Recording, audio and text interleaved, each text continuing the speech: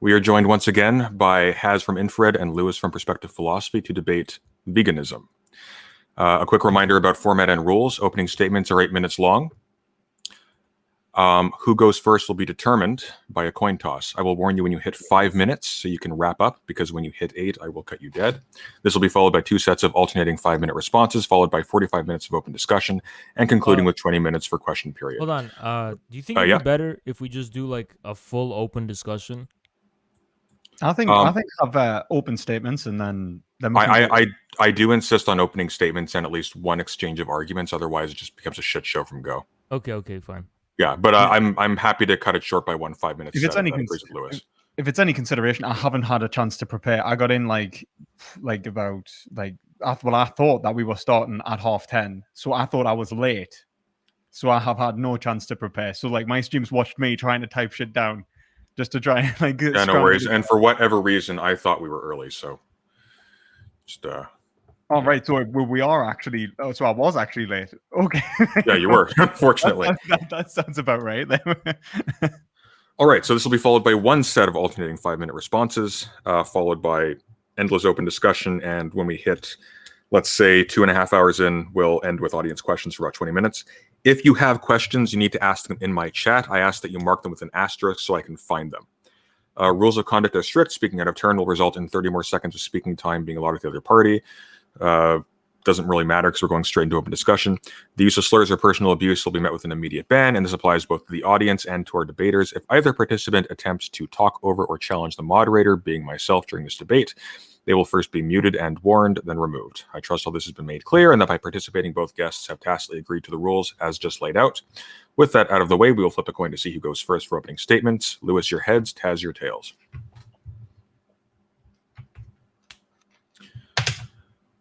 Tails. Haz, you go first. You have 8 minutes. Sure, yeah. So I didn't actually prepare an 8-minute opening statement, but I think there's a few things that I think I want to cover here that I wasn't able to cover last time because I was too tired. So the first thing in order is that I made actually a big mistake during the last debate because I made a confusion. I made a conflation, and I was overthinking it too much. So when I conceded that animals... Thank you, Shin E, for the raid. Appreciate it. Sorry about that. When I conceded that animals are in fact conscious, for some reason I was confused, and I thought that what he was trying to say is that for Hegel, animals are attributed with a degree of not a degree. They are attributed subjectivity and selfhood, and obviously that is the case in Hegel's philosophy of nature. The organism in general, not just plants, but also the earth and plants, have some kind of subjecthood in relation to their own generality. That's a completely different thing than subjectivity proper for, speaking subject. So I confused that for some reason with consciousness, and I thought he was trying to say that by the criterion that there's some kind of similarity between the division between generality and individuality that Hegel establishes is uniquely the case for animals as opposed to plants with consciousness. And that was a big mistake on my part. As a matter of fact, within the very opening of Hegel's philosophy of nature, it becomes very clear that Hegel has a working distinction between nature and spirit, and that animals actually fall within the category, I guess it's a loaded term philosophically, of nature. Animals do not participate in spirit proper, as far as Hegel is concerned. Now, one of the reasons why this was so confusing is because Hegel also makes it clear that the dialectical concept, which is interior and which emerges only in spirit, is the very thing that leads the stages of the philosophy of nature further. So, for example, beginning from mathematics to inorganic physics to organic physics, the thing leading these stages along is the very same dialectical concept, which emerges only in spirit. But that doesn't mean that it's the same thing as the domain and sphere of spirit proper. And I think one of the other reasons I had this confusion, because I was thinking more of the question of the implications this has in cosmological terms. Like, what does the implications of the emergence of spirit have for for like a cosmology of spirit, which I guess is the work of Ilyenkov itself. Like, how is it that nature becomes the thinking consciousness? So I think I was being too generous with perspective philosophy and attributing him with a degree of depth that wasn't there. Because he wasn't talking about that. As a matter of fact, the stage of consciousness, if you can even call it a stage proper, within Hegel's phenomenology of mind, is only meaningful from the perspective of being an orientation, a path to absolute knowledge.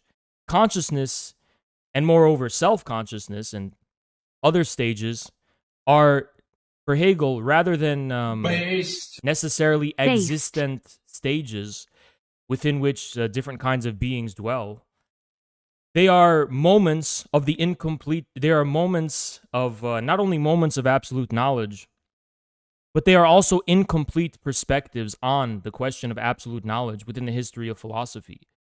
And Hegel makes that very clear. Even the question of whether consciousness or self-consciousness exist as such is by no means clear in Hegel, rather than just being incomplete perspectives in the history of philosophy. So this idea that Lewis was forwarding, like that, oh yeah, humans belong to the middle term of self-consciousness and animals belong to the term of, it's a complete absurdity. Hegel makes it very clear, also in the philosophy of nature, of the sphere of humanity and the sphere of spirit coincide. It's one and the same sphere. Like, spirit begins with humanity.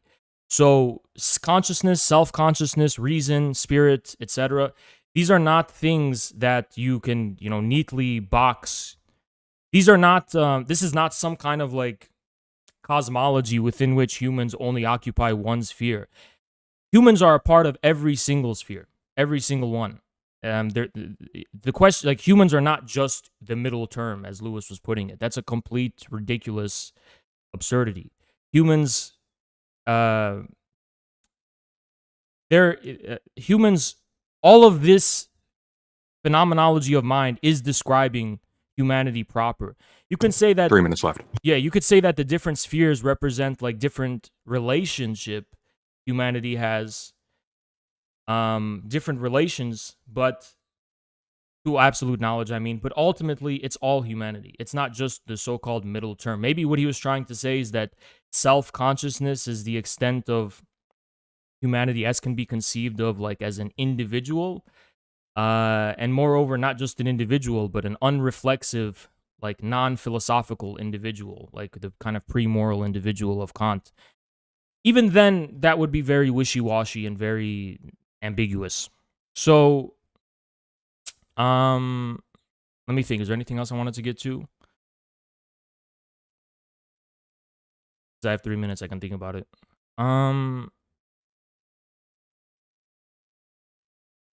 Yeah, in general, I just think Lewis doesn't have any real grasp of Hegelian philosophy. I think he's deeply confused about what he's talking about. I think I'll just conclude it there. Thank you very much. And Lewis, you're going to get 8 minutes, starting now. Right, that's great. I hope you can all hear us. Yeah, I think it's quite funny in some respects to kind of double back on saying that animals are conscious, considering Hegel himself actually says animals are conscious in the phenomenology of spirit. He actually says, I'll find the quote if you like. He says, what is it? Where is it?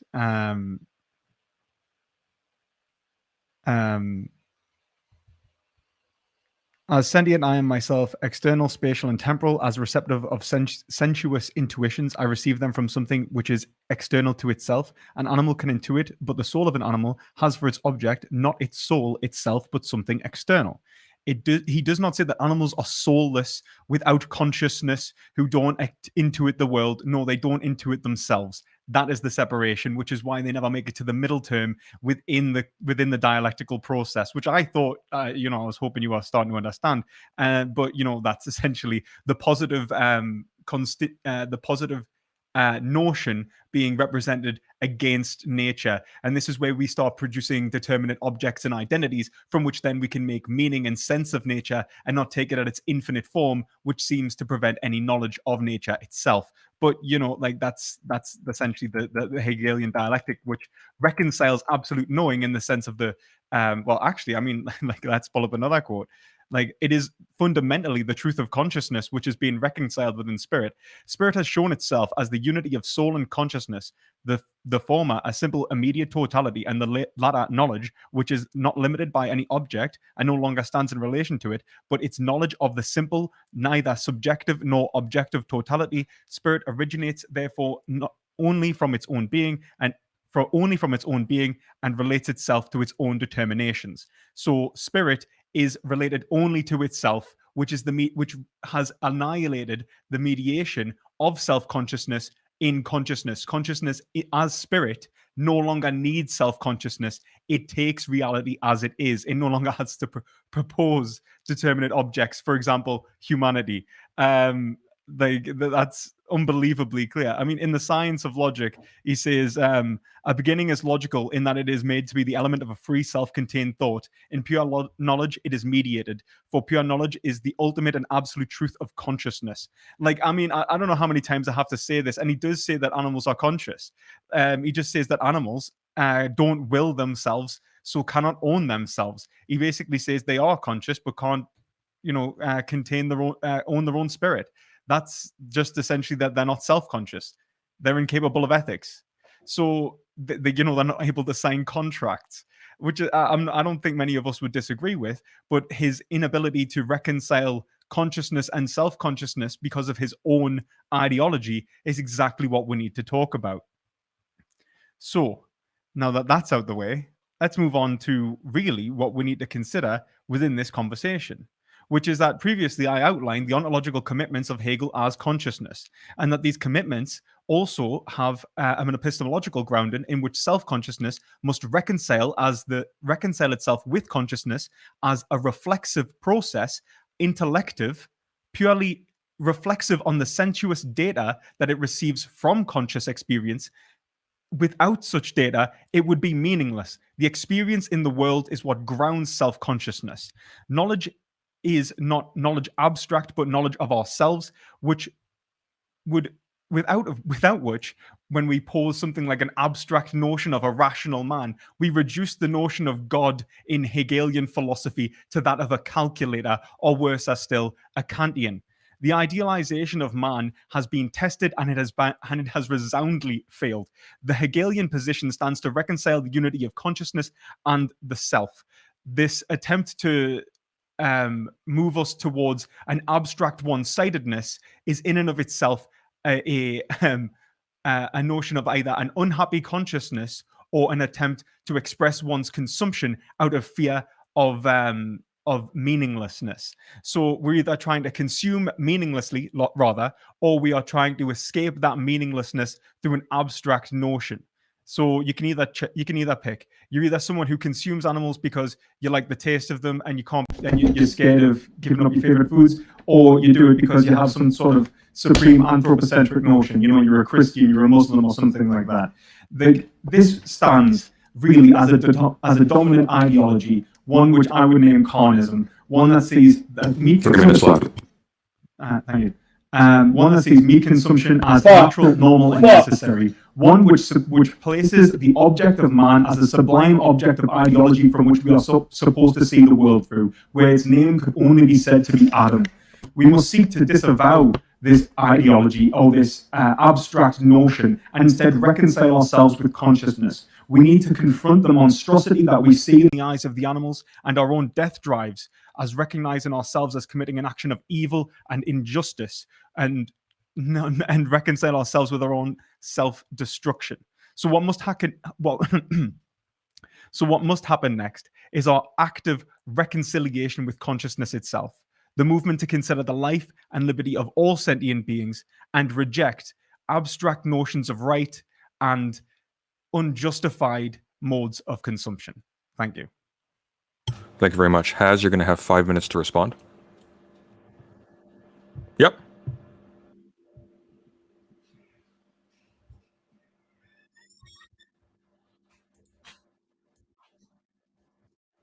Okay, well we can hear you on my end. I gotta fix my stream though. I gotta fix. Okay, no worries. Take your time. Properties, default. Hold on. Okay, I think I got it fixed. I got it fixed. Okay, we're good. Perfect. All right. 5 minutes. Okay, let me just go. We got 5 minutes? You got 5 minutes. Yeah, okay, sure. Lewis, Hegel does not say that animals are conscious. You literally just pulled that out of your ass. The relevant passage you just described proves that animals could not possibly be conscious because consciousness takes as its premise the very subject-object distinction, which animals are not capable of having. Consciousness, Lewis, is not simply is not simply like the ability to intuit, the ability to have intuitions or whatever.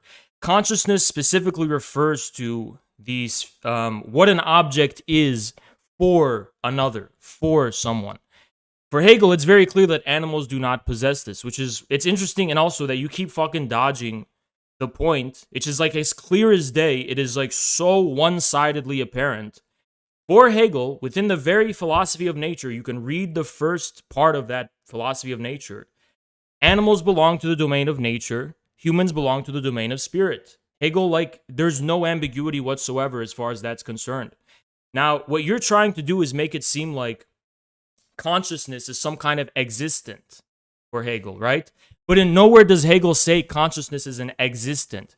Consciousness for Hegel represents an incomplete perspective as far as the quest for absolute knowledge is concerned. Hegel, for example, talks about the immediate consciousness, of sense certainty, right? And the whole thing that is driving this process along is the quest for absolute knowledge, okay? When Hegel talks about consciousness, he's talking about the inadequacy of consciousness to exhaust this. That's why for Hegel, there is actually a moment in which consciousness necessarily must become self-consciousness, okay? And this follows imminently. Hegel doesn't say consciousness becomes self-consciousness because of some biological mutation. Hegel says consciousness becomes self-consciousness because the attempt to arrive at the absolute knowledge by means of the immediate consciousness of objects in the world ultimately fails and becomes inadequate. So eventually, consciousness itself, as selfhood, must become such an object. And this is the stage for Hegel of self-consciousness. It is so fundamentally meaningless to say that animals are conscious because animals are not caught in this quest for absolute knowledge whatsoever. So no. Then the second thing you said, that it's very clear for Hegel that you said a lot of word salad and a lot of mumbo jumbo about self-consciousness. Hegel, yeah, it's very clear that humans are the middle term. No, it's not clear whatsoever. Nowhere does Hegel state that humans are the so-called middle term. For Hegel, again, the phenomenology of spirit exhausts is all humanity. It's all humanity that's participating in all of these stages.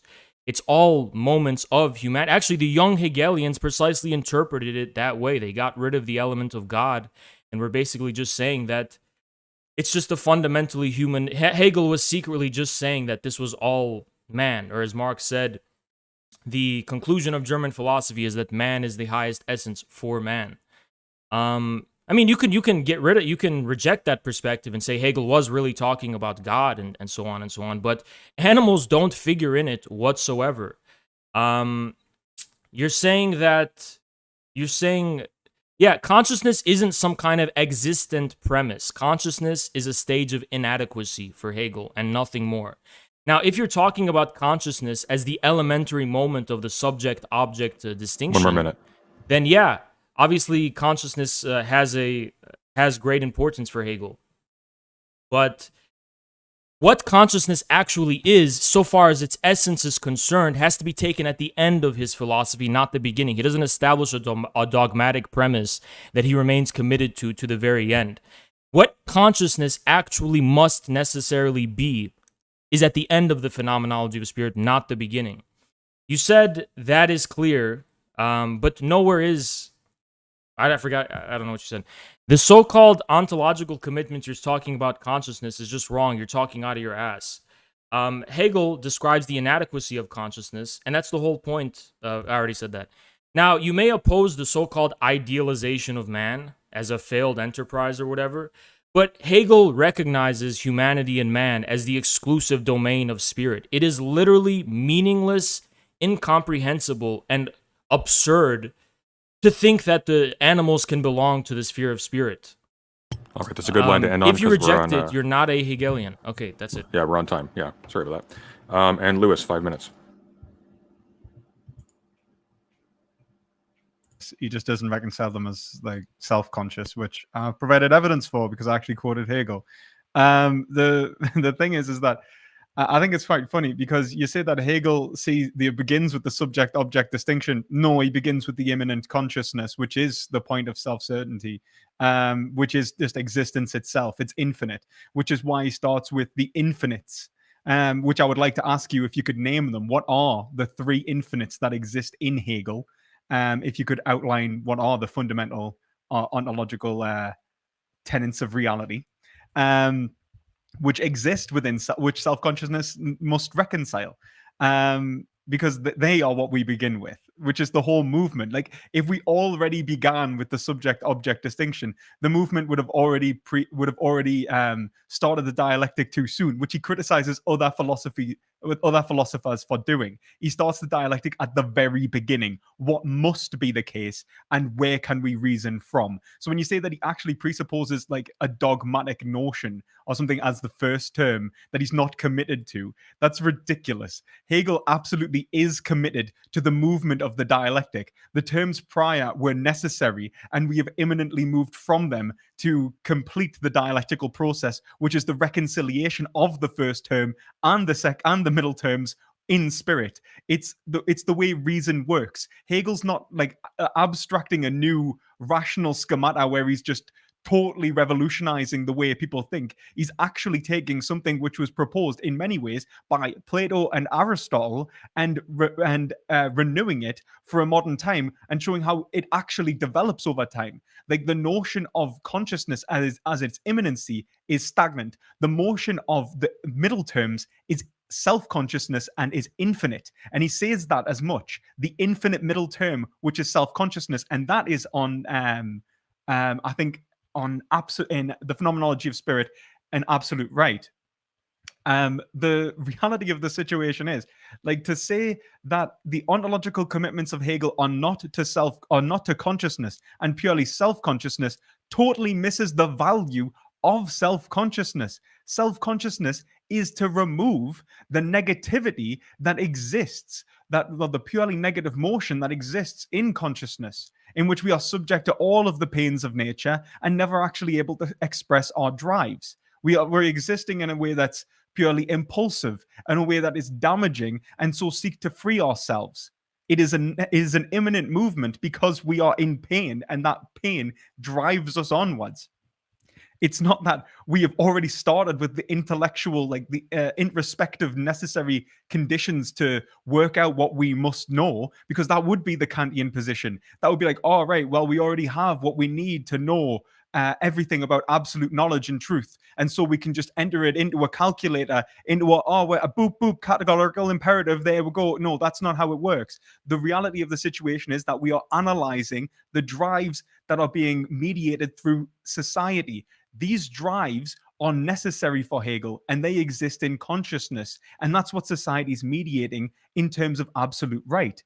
At the point of absolute right, there is no confliction in the system of drives. Now, Hegel sees that as being purely anthropocentric. Of course he does. He was writing 300 years ago. It is absolutely odd when people were even non-racist 300 years ago. And you said yourself, Hegel is fairly conservative as an individual. That's not surprising. But looking at Hegelian philosophy through the lens of what did Hegel think would be dogmatism and historicism. That's 1 minute not left. how it works. You don't go, Hegel thought X, Y, and Z, and then seek to prove his conclusions. You take the Hegelian method, you take the ways in which he understood the world, and then you apply it to the problems that we have. And that is what contemporary Hegelians do, which is why we don't seem to be trying to promote some sort of monarchy for some reason. It's almost as if it had everything to do with him living in Prussia. Like like, oh my god. Like, anyway, the whole point of this scenario is to reconcile that consciousness must reconcile itself with itself. That is the mandate in spirit. When spirit has done that, then spirit is free. Now, I've given you 4 quotes. I think was it 4 or 3 quotes explaining that. Now, I ask you the question: what are the 3 infinite tenets, which are the ontological foundations for Hegel? The 3 infinites in Hegel. All right, thank you. And that's time. Yeah. So Okay, and by request, we're going to move into open discussion. For the audience, if you want to ask questions, I cannot see them unless they're in my chat. So you're going to have to come in here and put them into my chat. I ask that you put an asterisk on both sides of it so I can identify it quickly. And we'll try and go through as many as possible in the last 20 minutes. We're going to go for about an hour if we're both okay with that. Yeah, guys, take it away. So, Lewis, I'm actually not going to entertain your like little attempt to quiz me or whatever because you're not the teacher in this scenario. You're my student, as proven by our actual. Because you don't know, you're avoiding the question. Well, you don't know. Okay, so you're randomly gonna like quiz me on random bullshit. Establish Sunday. Is guy he's allowed to interrupt me like this? Because I can interrupt too. I could be way more unpleasant than you, Lewis. We don't want to play this game, do you? Hang on, guys. Little boy, don't play this game with me, Lewis. Don't play these gorilla games with me, little boy. Lewis, Lewis, 10 seconds, then Lewis, go. Lewis, you failed to actually. I have to respond to a lot of the shit he said. I'm gonna only get 30 seconds. Give him more time. You get 10 seconds until he's allowed to interrupt. Okay, yeah, Lewis, you haven't fucking demonstrated the relevance of the 3 infinites according to Hegel as far as the actual point under contention was concerned. The point under contention being, you talked about the immanent, oh no, Hegel doesn't begin with the division of subject of object. Well, you're just fucking putting words in my mouth. What I'm trying to say is that consciousness, beginning with consciousness, immanent or otherwise, implies some kind of fundamental division between subject and object. There is no consciousness without that division. Now, I didn't say Hegel. My fucking point was Hegel doesn't establish a dogmatic premise that he maintains his commitment to. As far as the ontological commitment to consciousness is concerned, which is what we're beginning with, the actual content, the being of consciousness, is something that Hegel develops through the course of the phenomenology. You do not first establish the ontological significance of consciousness and then begin from there. That's not the nature of Hegel's thinking, and it's not his method, and it's not how his system worked. Now, your thing about Hegel lived 300 years ago. Yeah, but here's the difference. Hegel had a very rigorous distinction between nature and spirit, and he also had a rigorous description of what he considered animals and the way in which animals were different from humans. Nothing has changed to justify a difference as far as how you can reconcile Hegel's underlying method and his system with the others. You talk a lot of gibberish and word salad. Okay, I'm going to stop you there. Yeah. Lewis, do you want to respond? Well, I mean, like, to be entirely honest with you, I'm a little bit sad that you're not going to answer the question, because I think it is fundamentally important, since it is the ontology from which Hegel's building everything from. I mean, I can answer it if you like, but whatever. And if you want to ask me a question on Hegel, you're very welcome to be entirely honest with you. You can quiz us on whatever you want. You're the one who needs education here. Well, I'm happy to answer any question you like.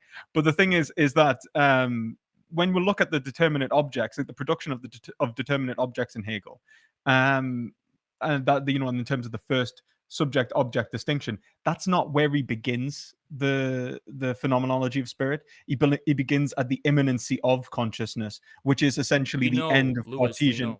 Well, yeah, okay. Well, then I'm just making it clear for the audience. But it implies a subject-object distinction, which is the point. Okay, hang on. Let him finish his point. 10 seconds, Lewis. Then he can interrupt. Go. Quite the opposite. It doesn't imply a subject-object distinction. It actually implies the infinite subject. That's the issue. It implies the infinite being, until we start to reconcile ourselves and destroy nature and replace it with a notion or a concept. And then the reconciliation of that notion and reality is the concept itself, when he says the concept, or like spirit. You're right in saying that the truth of spirit is not like in nature itself. Like we don't, like, we don't have ethical knowledge like imbued within us. At least it's not knowledge in us. It's the grounds for knowledge. It's the grounds for truth, which is why Hegel points towards the law within me as well. Okay, But he before doesn't. we But he doesn't say that it's like he doesn't say specifically that the okay. He doesn't say specifically that we have knowledge in nature or something inherently. Can we walk back what you just said though? You just said that Hegel begins with the immanent consciousness, which is infinite subjectivity. Okay, and then you said it's before we have to destroy nature. Wait a second. We don't do anything, Lewis. It all follows immanently from the nature of consciousness itself, that the division between subject and object. So yes, consciousness does imply the division of subject and object. But I will say it doesn't. We do something like I think that you. No, we it don't kind of do anything voluntarily. That's complete nonsense. What are you even talking Hegel's about? not a determinist. Hegel is not a determinist. You're saying that we begin with the infinite consciousness and then we voluntarily destroy nature and create the division of the subject and object? In the words of Hegel, the substance is separated through action. Everything is a moment of will. Okay, like there is, but that doesn't make it voluntary. Here, hang on one at a time. Lewis, it is the finish your will. thought. It is sorry. It is the will. The that will is- figures in his ontology. Hang on, though. Has. The will Has, isn't one separate moment. from Let him being. finish his thought, Has. Lewis, go. I was just saying that we are the will. That when we are acting, we are manifestations of the will. The will is not And- separate and- from being. I completely agree, which is why when we are truly free, it's in spirit itself, which is the reconciliation of will with itself. But when the, the but will can- spirit reveals the truth of consciousness, and if it reveals the truth of consciousness, the agree. truth is that being entails the will. The will is part of being, and that therefore the subject-object distinction is implied by consciousness. it's not that the will is part of being, it's that the will is being, that all there is will. Like that, like it's not to say that, like, so when we talk about what Hegel's seeing as the foundation, he wouldn't see a consciousness as something which is inert. It's Listen. non-acting. Okay, It's- how it- how it does is- it is a will. objectivity arise according to Hegel? How does objectivity arise? Well, Yeah. we would get it through the negative process of through self-conscious mediation, that which come happens from? through the master-slave dialectic. Okay, and the where does that movement. come from? Ontologically speaking, where does that latent potentiality come from? Is it something outside of being, or is it something immanent to being itself? Well, nothing's outside of. Okay, so let's shut the Hang fuck on, up and Has, stop Has, saying Has, that Hegel hang on, doesn't begin Has, with an Has, object-subject Has. distinction implied by consciousness. All right. Nothing's Sorry. outside. Lewis, not- respond. so nothing's outside of being as becoming. I mean, that's obvious. That's saying that there's something outside of existence. So be like, what's outside of existence? Like non-existence? Like it doesn't make sense.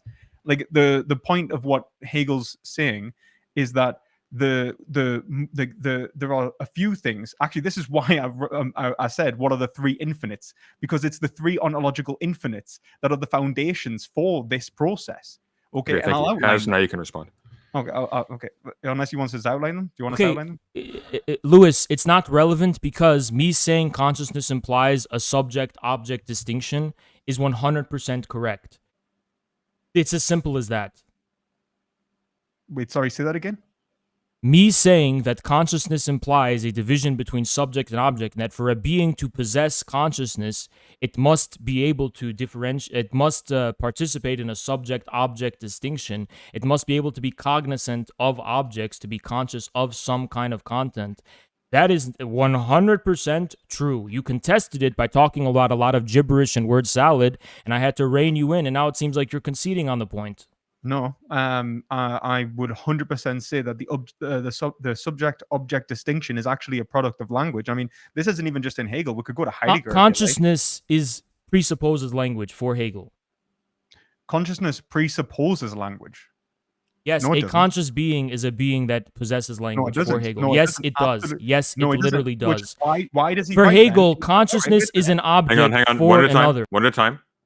Has, finish your thought, then Lewis respond. Consciousness, yes, implies language and presupposes the elementary subject-object distinction proper to language. There is no conscious being that does not possess language according to Hegel, because the necessary mediation of arriving at what an object is for another, for some kind of subject, relies upon and implies language and the mediation of their natural world or whatever, the real world, by language. So yes, consciousness implies language. Like I said, you don't seem to Lewis, fucking understand. hang on. Has Okay, you conscious- responded? Lewis, you get to respond now. So that's fundamentally false. I mean, if you look at where he says determinate objects come from, because he starts with the infinites in two respects. I mean, you can look at the the three infinites which he poses as within spirit, and then you can look, which maps very well onto notions of the Trinity, by the way. So when you look at and it's allegorical, and I don't think Hegel's doing name what's anything relevant about the three infinites. Name what's relevant. What's relevant? Yeah. Okay. Here, we have in the this self, argument. the other, and matter. So the mediation between the self and the other is how we understand matter. And our understanding of the other is mediated through matter, and our understanding of self is mediated through both of them. It is a unity which, when separated, becomes incapable of producing knowledge. But So when who was combined, separating anything? Why? When did I separate this unit? This is one, because the in consideration of otherness within consciousness would be the separation there, I would argue. What are But you also, talking about? I'm the one. You're the one who's trying to say that consciousness is some kind of infinite subjectivity, and that's all it is. no, I never said conscious. I said that consciousness at the very beginning of the dialectic, consciousness is the infinite we begin with, and then we produce determinate objects. For anyone How who do you doesn't produce understand determinate objects? okay, through negation. And how? So, And how, where does so consciousness does not imply the negation. The negation comes from something else. Yeah, I know. That's what I'm saying. So no, there is no way we could have had language, because to have language is to imply negation, to go this and not that. Yeah. There's a very famous quote by Blanchot where he says, "For me to be able to say this woman, I must take her flesh and blood reality away from her, destroy her." The whole point of giving a name to something, You are trying to make Okay, it. hang on. Has finish, then has respond. Go. yeah. So the whole point in naming something is to give it determinate existence, to say that it is not the infinite immediacy of consciousness, but a single entity in itself. And that is an act of language which is not presupposed in the immanency of consciousness. First Thank of you, all, has respond. Hegel says that language cannot actually name particulars. So you don't know what you're talking about in that regard. Secondly, like I said, you're trying to make it seem like Hegel is trying to say, ontologically speaking, consciousness as the immanent consciousness and infinite subjectivity that is not immanently already entangled with the two other infinites that give rise to the possibility of objectivity and therefore subject-objects distinction. You're trying to make it seem like Hegel is trying to say the infinite subjectivity is an existent, and it's not. It's just a useful way. It's just something Hegel sets up to make it. It's something useful for Hegel to expound upon the relationship between consciousness and the world. But insofar as consciousness is taken as an existent, as something which beings possess, Hang on, Lewis. Let him finish. Sorry. Has finish your thought.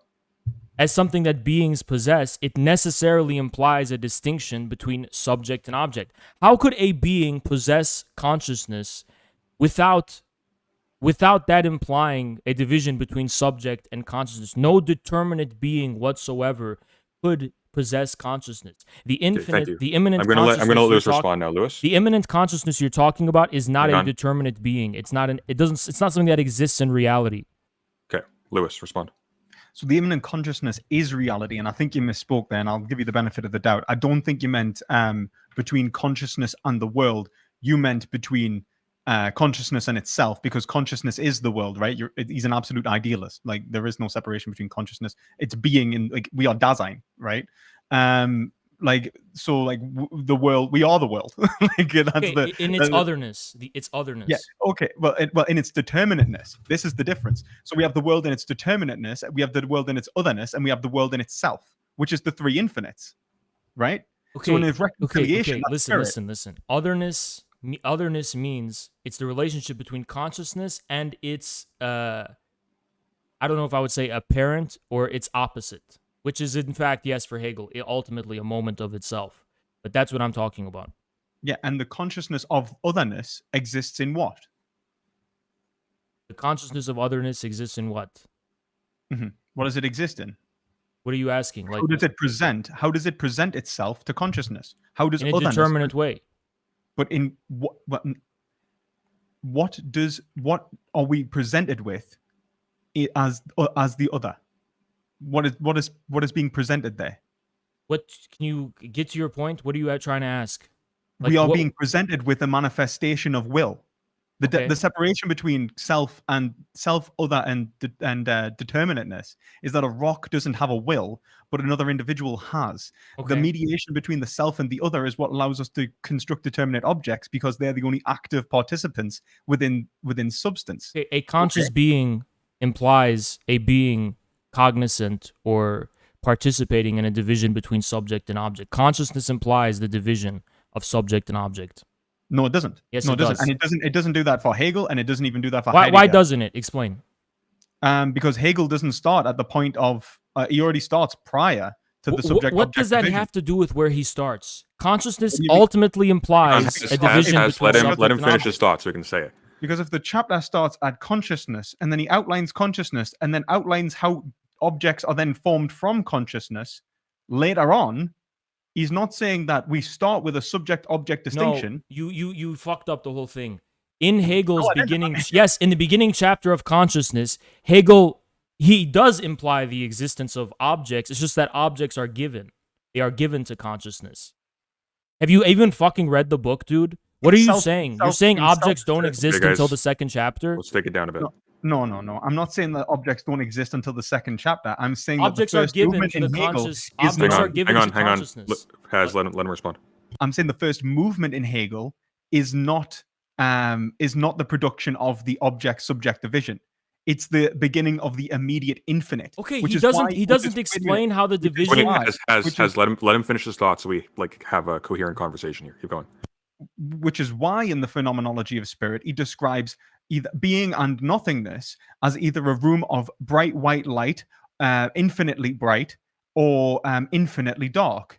There's no difference because there's no determination. There must be a combination Lewis. between being and nothingness, which is being reconciled within consciousness, which allows us to produce determinate objects. We are the production of objects, and we do not find ourselves. You're babbling. Okay, Lewis, let Haz respond now. You're Okay. babbling. Lewis, it's very simple. He may not arrive at in the first chapter how precisely the division is engendered, but that is different from saying the division isn't implied. The division is fucking implied in the first chapter because objects for Hegel are it is the immediate object of consciousness is objects in the world that relate to consciousness in an immediate in an immediate way, according to these philosophical perspectives he's critiquing. Hegel says, obviously, that such an immediate consciousness is not even possible, and he critiques the possibility of a real immediate consciousness. Like I said, there's a reason why chapter 1 leads to chapter 2, because of the inadequacy of chapter 1 in being able to actually arrive at the point of real absolute knowledge. But the division between subject and the division between object and subject in the first chapter is fucking implied. Okay, that's like if you don't know this, you haven't read the book. Okay. I don't. Respond. Like what I'll say is that the whole point of the first chapter is to show that the will's engagement with reality is an engagement with itself from which it seeks to satisfy itself. It is the attempt to self-satisfaction which produces the subject-object divide. So what? We produce the subject-object divide in an attempt to satisfy ourselves and find it inadequate, so then move to self-consciousness. So what? Okay. That movement Okay, guys. So what? Hey, guys, only both makes of you. sense. Hey, I will mute you. Let's bring this back to the question at hand. How does this bear on the veganism debate? Okay. Haz. I want to. He's a fake Hegelian. I want to press him on this because so what that this is what endangers the division between subject and object. For Hegel, consciousness implies such a division. Consciousness, first, does not imply such a division. The reason that it's relevant for the veganism debate is because he's trying to say that self-consciousness would be necessary, or like the subject-object distinction would be necessary for the consideration of consciousness simpliciter. I would have to imply. You don't understand what you're talking about. Self-consciousness is how Hegel elaborates how the distinction is endangered. That doesn't mean the hang on, distinction Haz. is Let him in the finish his beginning. statement, and then you can go. So the whole point in Hegel is the mediation of the will in the attempt to produce a world from which it can satisfy itself. If the subject-object distinction was already presupposed, this would already imply that they had the world in a way which is mediated. But they seek mediation. It's the constant drive for mediation that moves consciousness to self-consciousness Okay, thank you, in Lewis. the first place. No, You can but respond. here's the thing, Lewis. It's not such a drive that leads it to this. For Hegel, the conclusion is already implied at the premise. It's just developed at the end. When you get to the end of his fucking book, all of that is already there in the beginning. That's what you don't fucking understand. That's why you're not a Hegelian and you don't understand dialectics. It's For definitely Hegel, not there at the beginning. yes, What do it is there at the beginning. It develops at the end. You learn the truth of what's at the beginning at the end. That I is agree so with that. elementary Like, to Hegelian the dialectics. grounding- How the the fuck do you grounding call of yourself a truth- Hegelian if Okay, you don't has understand that? Hegel Lewis, doesn't reply. begin Has with a fucking dogmatic premise and then builds from the premise. The Has Lewis ending gets to is reply what now. reveals the truth of like the beginning. I completely agree that it is the reconciliation of consciousness with itself, which I've been arguing this entire time. That doesn't imply the subject-object division in Hegel, and even in his successors. I mean, let's take someone who was very much inspired by Hegel, like Heidegger. When we take, being in the world and the production of language and determinate objects is one of the existential structures of Dasein from which we must analyze. So when we find ourselves in this thrownness and find ourselves with subject-object distinctions, when we In every single existence, subsection of the first chapter, a subject-object distinction is operative. In every When- single one. Objects No. are given to the immediate consciousness. That is what Can I- Hegel is saying. I'm- Hegel is talking about why consciousness is imminently inadequate. He is not saying consciousness is some kind of discrete stage. He's saying that consciousness is almost a kind of perspective philosophers have had, which is ultimately inadequate to satisfy the need for absolute knowledge, which is the whole fucking reason why he wrote the book in the first place, to actually satisfy what it would mean to have absolute knowledge. And Hegel is saying consciousness as hang on. Let him finish his thought, then you can respond, Lewis. Keep going, Has. consciousness as something. If Hegel begins with consciousness, he's not saying that this is like the structure of creation, like this is where God first created the world and then it developed like that. Okay, that is not the structure of his book. You're not a real Hegelian. You literally have No, such that's not- a ridiculous Okay, hang on. view. Okay. Thank you, Has, and Lewis. Can you reply? Like fighting straw men is really not doing you any good, mate. Like I have outlined my position time and time again. If you can't understand it, then I suggest either a reader's guide to the phenomenology of spirit Perspective. Let me break philosophy down. of Okay, I'll right. break down your position. Hang on. Has. Let him but- finish his response, and then I'll let you go. But the argument that I'm making isn't controversial, and it's not something that even struggles to reconcile itself within spirit. The will is willing itself towards spirit. Now, you say that like the truth of spirit already exists in consciousness. I mean, yeah, in the sense that it's unmediated and like without determination, but that precisely is why it's inadequate, which is why we move through. Like, so I don't see why that's necessarily relevant, except for in relevance to my position, which is the consideration Because it of implies the ontology. distinctions there Wait- from wait the a minute. beginning. Hang on. So- Has. Which is Try the to be consi- concise, Lewis. Okay. Yeah. So, which is the consideration of the ontology of consciousness, which exists within animals as well as humans.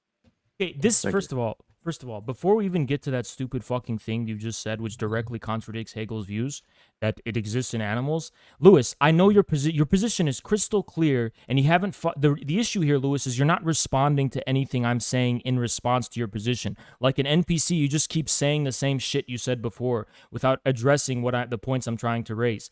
Hegel begins with consciousness. He doesn't actually establish within the first chapter how the subject-object distinction comes to be. Maybe, but that distinction is implied by consciousness itself. Okay? You don't understand the difference between these two different things. There is a difference between Hegel elaborating how the subject-object distinction comes into being and whether or not it is already implied and already there from the beginning.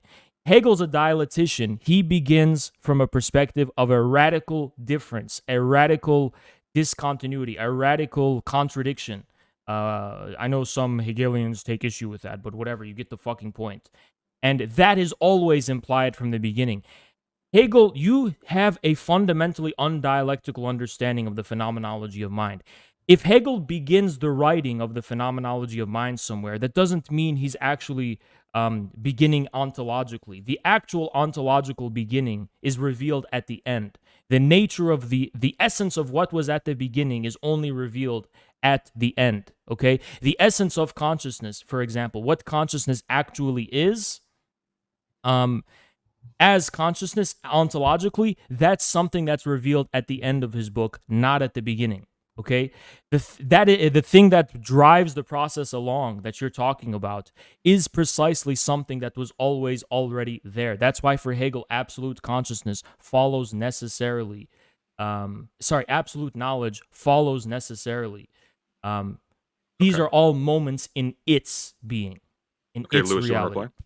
Yeah, so I'm just going to say that the subject-object distinction is certainly not implied. I mean, that's the whole point of the Hegelian schemata. I mean, let's be honest, like the whole point of consciousness developing determinate objects is an attempt to satisfy You're an itself NPC. within, You're an NPC. Hang on. within the Hey, world, hey, has let him speak. within the There we world. go. So the reason that we move to self-consciousness is because the desire to satisfy ourselves within the world has been frustrated by the existence of the other. We see something which is monstrous to us, a will which resists Did you read us it? and prevents our satisfaction. So the negative force which moves the dialectic is the frustration of the will itself, which, yes, is Did present you at read the beginning. Hang on. first chapter? Has you had time? Lewis, finish your thought, please. Yeah. So the negative force of the dialectic, which is moving us from negation to negation, is the frustration of the will attempting to satisfy itself in the world. And that's why he moves between hedonistic self-satisfaction and abstract notions of right. Lewis, let me break it down for you very clearly, very concisely. Okay, at this point, if you don't respond, I'm going to assume you're an NPC. Let's break it down like I don't this. understand. So we're going to go yes or no. In the beginning, the first chapter, does Hegel speak of objects for the immediate consciousness in the world? Not Does for the he immediate speak about consciousness. objects? He speaks about objects, not for the immediate consciousness. He does not speak about the givenness of objects for the immediate consciousness. No, he talks about the determination of objects, which are In the first chapter? Yeah, Okay. we determine. So he talks about objects. Objects are in the first chapter. He does talk about objects. Okay, Yes. in the first chapter. Yes, And he it's the talks about givenness. objects. It's the givenness of objects for the immediate consciousness. Hegel rebukes the view of the given. Obviously, he shares that with Kant, but that is what he talks about in the first chapter. He doesn't actually believe they are just given, but he's not describing how they actually come to be and how they're endangered. But Hegel speaks about the fact that he's talking about the stages of philosophy. In consciousness, it appears to us, at the very least, it appears to us that there are objects given already to consciousness. Now, the issue, but that's what it appears as. That's what it appears as. It's not the case. Hegel is trying to explain why philosophers before him were beginning from that perspective, empiricism and so on and so on. Now, what the issue for Hegel is not that the issue is the will satisfying itself, okay? What it actually is, rather than these various objects in the world, which Hegel will obviously elaborate, instantiate the will's self for itself. Hegel is still saying that at the beginning, there are objects. Now, how are there objects is a different question. He elaborates that later. But in the beginning, consciousness does imply a division between subject and object. How that division is endangered we're going to let Lewis respond now, okay? Lewis, go. Okay, that's actually, like, look, I can understand why you would make that mistake, but no, that the rejection of sense certainty comes precisely from the lack of sense certainty we can have. We do not have determinate I objects. know, Lewis. Did you listen to what I said? He's wasting time. Did you listen to what I fucking said just now? I did listen to what you said, which is why I'm responding. Look, yeah, obviously they don't satisfy absolute you're muted knowledge. right now. Okay, great. So essentially, like the way that self-consciousness works, before we move to self-consciousness, the way the consciousness works is self-satisfaction. So the production of determinate objects, it comes as a given in order to satisfy a one-sided will. It's dogmatic and inadequate, but it's still produced from an action of consciousness because everything is in motion. Remember that. It's not like a stagnant thing where we get presented an object. We produce objects to satisfy ourselves. That's the whole point. And it's about the production of the right objects to satisfy ourselves. How we objectify the world is the question in Hegel. Am I unmuted now? You are unmuted now, yes. Okay. Lewis, you just admitted just now that in the beginning chapter, objects where you're saying they are produced for consciousness in the consciousness's quest for self-satisfaction. So consciousness does imply a division between subject and object. No, the consciousness implies a desire for the division between subject and object. But no, that division between subject and object is established by consciousness. Consciousness establishes it. It's something that consciousness seeks to establish, not No, something it that's does already establish established. it. It does It's not something. establish it. That's the whole point, because the reconciliation of the world with itself. Like, is okay, the Lewis, can you destruction- respond? I want to get to the Hang meat on, and hang on, potatoes. hang on. Has. Let him finish his sentence. Lewis, finish your thought, then has. The reconciliation of the world with itself is the destruction of the subject-object distinction. We no longer need it. The will is purely in tune with the world around it. It Okay, thank you. understands itself as the world. Okay, Lewis, thank you. Has, go. Okay, perspective philosophy. You're trying to obfuscate the question. I'm going to get to the meat and potatoes and just see if you can respond to this. Okay? Just see if you can respond to this. For Hegel obviously says that the perspective of consciousness is not enough to actually exhaust how the subject-object distinction is arrived at. We cannot solely through consciousness arrive at the distinction between subject and object. But despite the inadequacy of consciousness alone in being able to arrive at this, that distinction is still there and operative. And that is precisely why consciousness is inadequate. The distinction is there even if consciousness is inadequate to understand it. You have not made it clear. You have not proven, you have not demonstrated you actually are aware of this distinction that I'm trying to fucking point you to. Can you please address this point I'm raising? There's a distinction between the how and the is. Okay. Has, no The interrupting is- when he responds this time. Go. Okay. The is, right, which would be being itself. And that's something that happened way before Hegel, by the way. This goes right back to Parmenides, right? Although Hegel would see this as an infinite negative and not an infinite positive, is an infinite nonetheless. It does not have form. The positing of essence is an action within consciousness. That's the point. Lewis, am I unmuted? You are unmuted. I'm not muting you except when you Lewis, talk over for the me. last time. For the last time, Lewis. Consciousness inadequately attempts to seek knowledge of a division already set before it. A fundamental distinction between subject and object, which is implied by consciousness for Hegel, because for Hegel, consciousness seeks to arrive and explain the objects given before it, or that it believes to be given before it, which are not in fact given, but in fact engendered by consciousness itself, yes. Hegel makes that very clear. You outlining some one-sided ontology, which in no way could possibly be Hegelian, because for Hegel, the implications of absolute knowledge are implications for being. In other words, for the nature of being itself from the start. Hegel doesn't say we begin from some kind of one-sided being and then voluntarily by means of philosophy add more to it. Philosophy itself participates in being for Hegel. So that distinction you're drawing is completely false. For Hegel, consciousness implies a division of subject and object, even if consciousness, like we're going in circles. Can you please demonstrate you even understand what I'm trying to say? Even if consciousness is inadequate, the so-called stage of consciousness is inadequate to comprehend how the division that is the very object of consciousness is possible to know, that division is still there and implied by consciousness itself, because consciousness implies a radical contradiction or discontinuity at the heart of being itself. Otherwise, there would be no consciousness, only a one-sided being. Okay, it's on record now that your charge is that he's a fake Hegelian. I'm going to let Lewis respond to that, and then we're going to drop that charge going forward. Okay, we're just going to talk about the subject matter at hand. Lewis, please respond.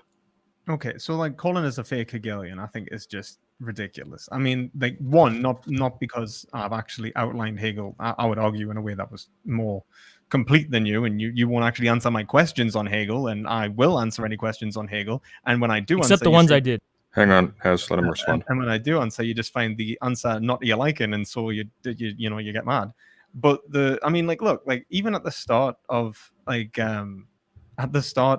consciousness, like the beginning of the dialectical process is a pure here and now. It is a universal unity of experience. It is thisness, absolute presence. That's all it is. To go this and that is the next movement, right? Which isn't the next chapter. He does quite a few movements in a chapter. Which is why self-consciousness is a huge bit of the book. Like the next movement is a this and a that. It's going, this is a bottle, that is a microphone. That is the Objects. next movement. Yeah, that's the next movement, which is the proposal of objects against the subject. But prior to that, that distinction does not exist. And even before, and he even says, yes, it does. Because of its concrete contents, sense certainty eminently appears as the richest kind of knowledge, indeed a knowledge of infinite wealth for which no bounds can be found, either when we reach out into space and time, which is dispersed, or whether we take this bit of wealth and the division enter into it. Right? Okay, now I'm just going to cut you off there, Lewis, because we're running a bit long on that response. I want to bring this back to, again, for the sake of clarity for the audience and for ourselves, what are the actual stakes here? We're debating a particular reading of Hegel ad nauseum. What are the stakes? Why does this reading It's about matter? whether animals could possibly be conscious according to Hegel. Which I would argue I've already established. No, you haven't. You've quoted. All you do is quote shit without proving how it supports your fucking conclusions. I've actually I'm not disputing. No, you didn't. Your quotation about how Hegel says animals are conscious. He didn't say they're conscious, though. He didn't. Okay, Lewis, respond. But one, he does say that animals are conscious. He just show me the fucking quote. Hang on, show me where he says that. Let Lewis respond. Okay, wait a minute. Just wait right there. You want us to get some quotes for Hegel on animals? So no. I want a quote that proves Hegel thinks animals are conscious, despite what he said in the philosophy of nature, that there's a distinction between spirit and nature. Animals are in possession of themselves. Their soul is in possession of their body, but they have no right to life because they do not will it. Hegel does not agree that animals have a right to life. Okay, how are they conscious by that quote? Animals are in possession of themselves. Their soul is in a possession of their body. He doesn't go, rocks are in a possession of themselves. Okay, but how does it prove they're conscious? All vegetables are in a sense also. Okay, well, hang on. The question, Has. So for clarification, the question originally concerned whether or not Hegel regarded animals as conscious. So how does this prove they're conscious? These are two separate questions. So you can pick one to ask Lewis. No, I'm asking him. How does that prove Hegel thinks they're conscious? Is my question. Okay, so that's the one. Go, Lewis. Okay, because Hegel proposes a soul or a foundational spirit that exists in the animal, which has not itself as its object, but only its externality. It is only direct relationship with the world where it seeks satisfaction. It's at the place we start. Quote the relevant quote one more time. I'm going to show you why you're wrong. Okay. So animals are in possession of themselves. Their soul is in possession of their body. Their soul is in possession of their body. Does Hegel say that animals are in possession of their soul? They have no right to life because they do not will it. So they are not in possession of themselves. They are not. Okay, animals are not in possession of their soul. Their soul is in possession of their body, right? Yes.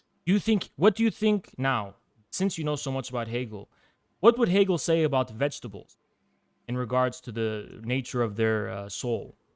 Well, actually, I can quote that. Go ahead. But only because he's horribly sexist. At one point, where he says men correspond to animals while women correspond to plants because their development is more placid and their principle underlies a vague unity of feeling. So, like the way that he takes, and this is really a byproduct, I would say. I'm not asking you for quotes. I'm asking you, what does Hegel? How would he? Because I know he doesn't. Right. How would Hegel, what he just described of animals, a soul in possession of their body? What would be the case for plants and vegetables? I think I would probably say that he would probably make a distinction between something like life in general and describe it as vegetative, and that would be a byproduct of a metaphysical distinction which originated The at organism around is the time of geology, Okay, hang on, plants, and Has animals. let him finish that sentence and then go.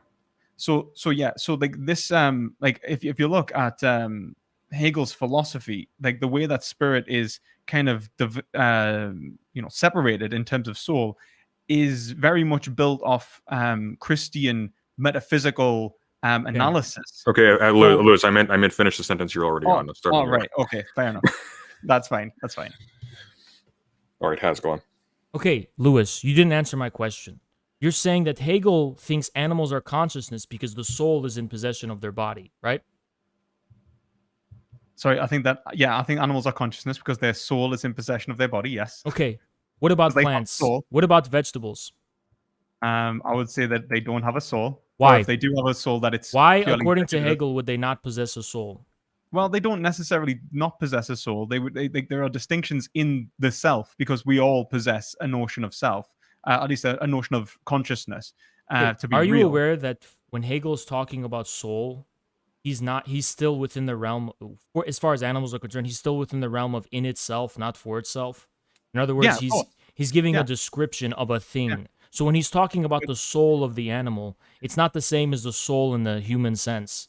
Yeah, there's a distinction from being in itself and being for itself, which I think is absolutely the movement from consciousness to self consciousness. But it's not. Okay, now But let me ask you another question. Hang on. Has. Let him finish and then reply. Go. Like, I mean, you would have to presuppose that being for itself exists in consciousness in the first chapter, when he specifically says in the second chapter that being for itself. But the reason for that is because consciousness is inadequate. So, Lewis, here's what you don't seem to understand. For Hegel, consciousness does not exist as such. It is just something he refers to prove its inadequacy. But there's no use in talking about the consciousness of animals because Lewis, let him finish. No being can just be conscious. Consciousness is a moment of spirit. Okay? No being is consciousness. If consciousness is taken divorced from being a moment in spirit, you are precisely reifying something that Hegel is just establishing to prove its inadequacy, specifically within the history of philosophy. Empiricism, sense, and so on and so on. Hegel is trying to say, consciousness cannot exist outside of being a moment of spirit for Hegel. Okay, whatever consciousness is, it's a moment of spirit. It's an inadequate, unfinished explication of absolute knowledge. Okay, good. Lewis, respond. Well, absolute knowledge contains everything, so everything is a part of spirit. That's the whole point. But the ontological commitment within the you keep saying ontological. Hang on, commitment. Has you got time, Lewis? Yeah. So this would be like the commitment to reality, which we obtain the abstract laws of right from. Like that's where. Before we get into that, wait a minute. No, Has. Trust me, Sunday. I'm saving us time. I'm saving us. time. I'm trying to get to the meat and potatoes. I do not care, Has. I do not care. Lewis, finish your thought concisely, please, and then Has, you can respond. Yeah, absolutely. So it is 100% like consciousness absolutely is a thing for Hegel. To say that is absolutely ridiculous. We said in the introduction of the phenomenology of spirit, the phenomenology of spirit is the science of consciousness. It's exposition that consciousness has the concept of science. Sure. So two things, right? Two things, because you let him keep talking, it piles up the bullshit. Two things, Lewis. The first thing, Hegel begins with the science of consciousness, but the science of consciousness is not the same thing as consciousness taken one-sidedly within the first chapter of the phenomenology of spirit of consciousness. Consciousness only, so for example, the science of consciousness leads to the conclusion of absolute knowledge, yes, but consciousness cannot be taken in a vacuum one-sidedly within what the essence of consciousness is, especially ontologically, cannot be taken within a vacuum within the first chapter of the phenomenology of spirit, because it necessarily follows from consciousness that there is self-consciousness, and from self-consciousness that there is spirit, and so on and so on. So this is what you don't seem to understand. Now, you keep talking about Hegel's ontological commitment to consciousness, and I keep trying to pin you down, and you keep avoiding my question. What is, for Hegel, the being of consciousness? Is the being of consciousness fully exhausted in the first chapter of the phenomenology, or is the being of consciousness inadequately and unfinished, whatever, inadequately described in the first chapter? Is the being of consciousness all there in the first chapter without any further elaboration? Is its being, like, purely is what it is purely there, like its existence? Is that what you mean? So for Hegel, Hegel's ontological commitment to consciousness, what you mean by that is that Hegel is committed to the ontological the ontological exceptionality of the consciousness that he describes in the first chapter of the Phenomenology. Is that what you're trying to say? What I'm trying to say is that, like, I can actually, I'll outline this in a really easy way. Everything that is necessarily there to be understood in Hegel is within the immediacy of consciousness, but it is inadequate for us to will ourselves. So we reconcile ourselves. The movement of consciousness seeks to reconcile itself with itself. Why? How can it already be there if it's inadequate? Because if it wasn't already there, then there would be nothing to reason and there'd be nothing to actually. Okay. It's the positive. Hang on. Has let him finish his thought. It's the positing of existence which we are reasoning out. It is reality itself, which is what Hegel is saying is already there. That reality is real. That existence exists. What is. It's tautological, which is why it's infinite. Now I got you. I got you. Sure, I got you now. So this reality, according to you, that is already there for Hegel, this Hegel fully exhausts already in the beginning. He sets it up fully in the beginning. Everything else is just kind of ancillary, right? Well, I mean, like, in the sense that, like, he doesn't fully exhaust the foundations of reality. He just says that we move beyond the immediacy of self-certainty and move towards self. Now let me ask you another question. The same question in a different way. Do we move beyond this immediate reality? Or was there something latent within this reality that leads to it moving beyond with regard to itself? Quite the opposite. Actually, if you look at Hegel, we move back to immediacy. But I'm just quoting you, Lewis. Hang on. So what do you want to fucking say here? I'm just quoting you to help you, guide you to why you're a fucking idiot. Let him answer. So if you look at Hegel, we don't actually move away from the immediacy of reality. We mediate to. That's what you said. You said we moved away from it. Why are you wasting my time? You're muted. Lewis, finish your response. We move back to the immediacy. So we do mediate in the second term, but only to make and reconcile ourselves with ourselves, so it's immediately available. To give you a quote from this, if it would maybe help. Fuck the fuck out of here. Fucking quote. Fuck you, bitch. Oh, get ragged. All right, is he still here? Another fucking quote. Okay, Lewis, finish your thought, please, concisely, and then we're going to let Haz respond. So essence is reflection for Hegel. So the positing of an essence is actually the movement in self-consciousness, but the grounding of essence is the foundation in the concrete existence which exists in consciousness. And he says that in I think that was the Science of Logic. Okay, are you done? Okay, Haz, you can respond now. All you're doing is I don't know what that means, but I'm not allowing it. Haz, only languages that the host can understand, please. You're literally just quoting shit.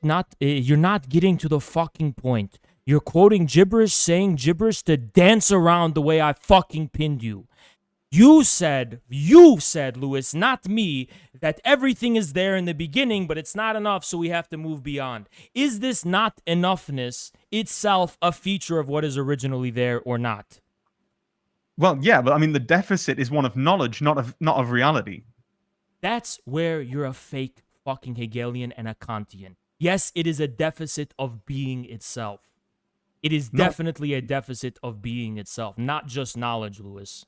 There is no one-sided distinction between being and knowledge that is not actively suspended in Hegel's philosophy.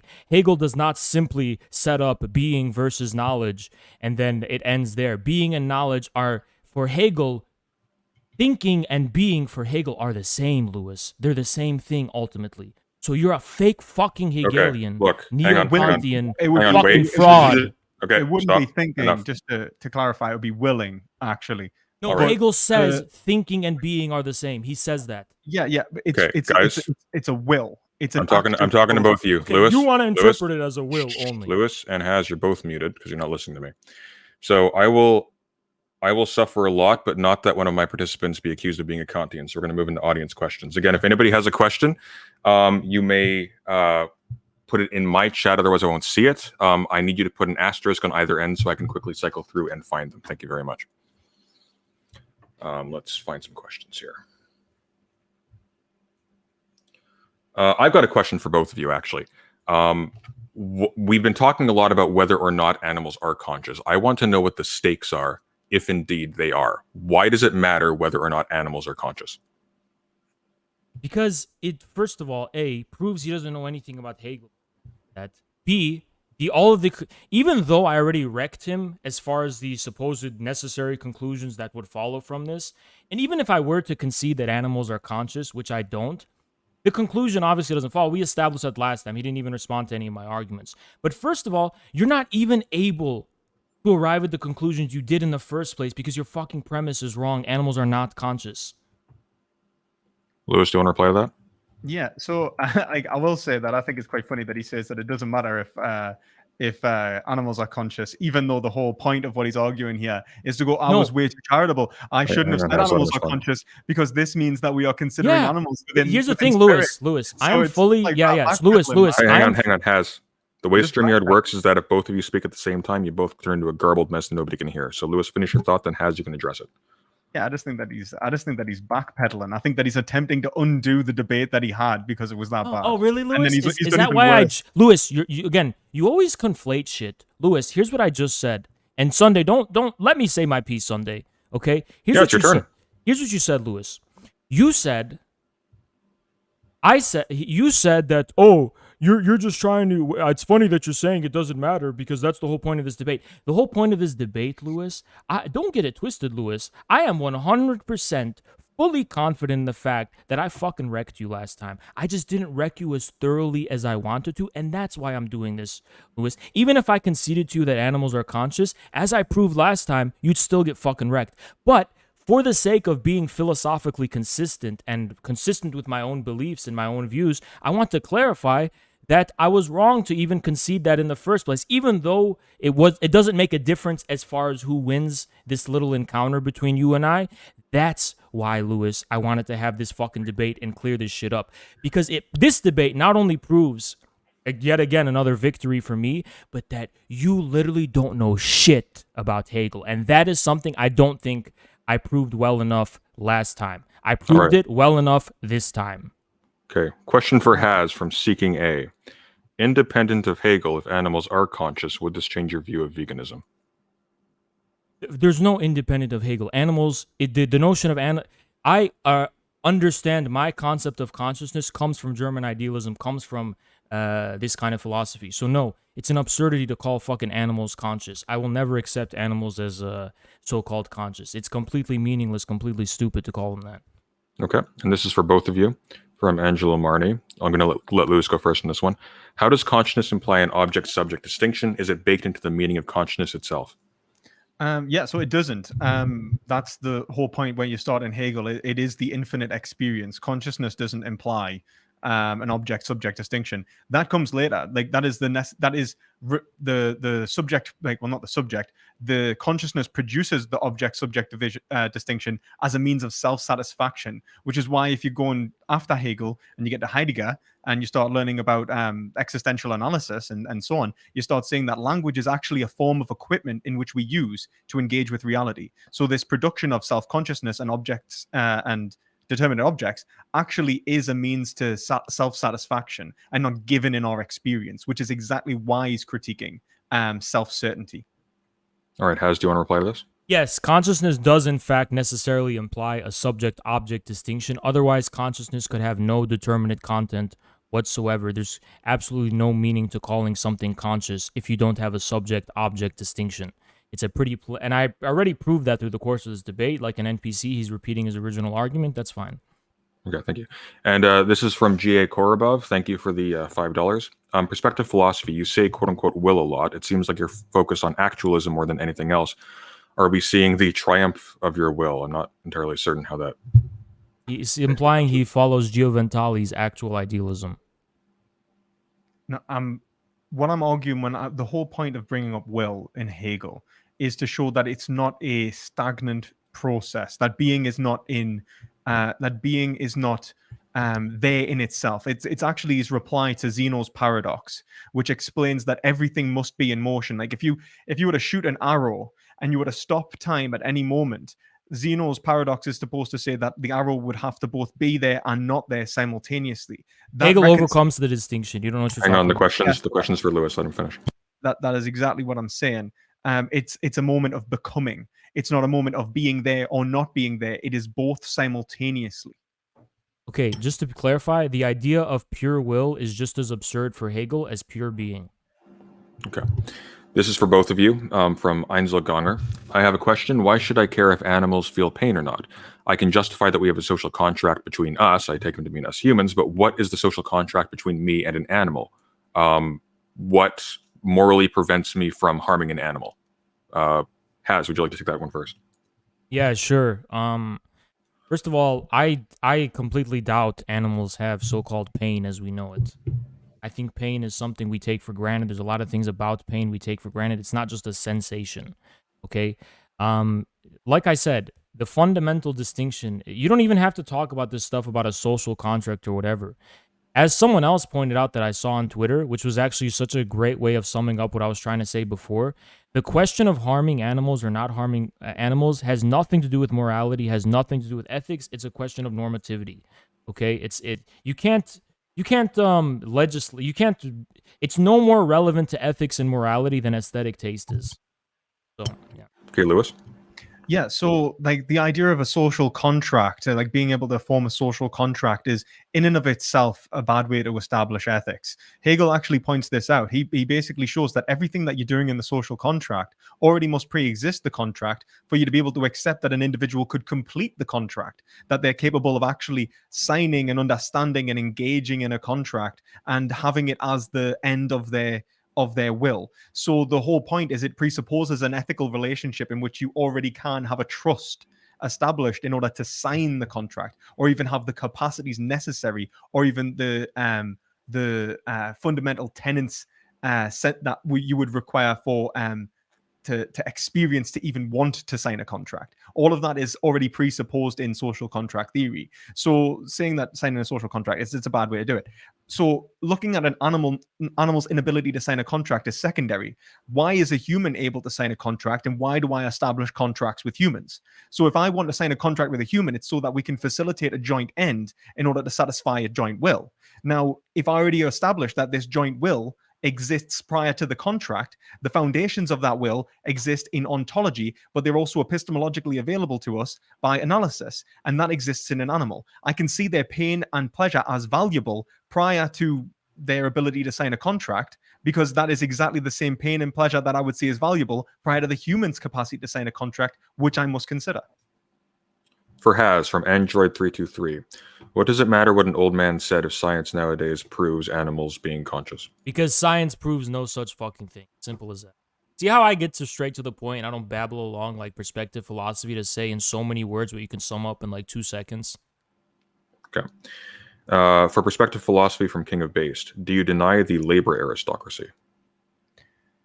I don't really know. I can't, to be entirely honest with you, I don't think I could give like a definite answer, because I can't really remember I don't even know what the labor aristocracy is off the top of my head, to be entirely honest with you. I'm just going to I'm willing to admit me ignorance here in terms of the terminology. Fair enough. From Angelo Morni, and I take this to be for both of you, is absolute knowing the final and necessary development of consciousness? Will animals ever achieve, quote unquote, absolute knowing? According to Lewis, yes, they will. They're on their way. So the cow uprising is imminent. That's not actually what I think. Cows don't establish absolute knowing. Humans do. But for Hegel, consciousness implies the inevitability of absolute knowing. It's because it's inadequate. No, it doesn't. Oh, really? But the thing is, it requires an intellective capacity, which is what animals. Hang on, let him finish his response. But the reconciliation of spirit and consciousness is the movement from being an immediate consciousness to a reconciled self-consciousness. That's not to say that animals are going to be that can be present in spirit in the sense that it is consciousness's reconciliation with itself, but it is mediated not by their actions, but by our actions and our consideration of their actions.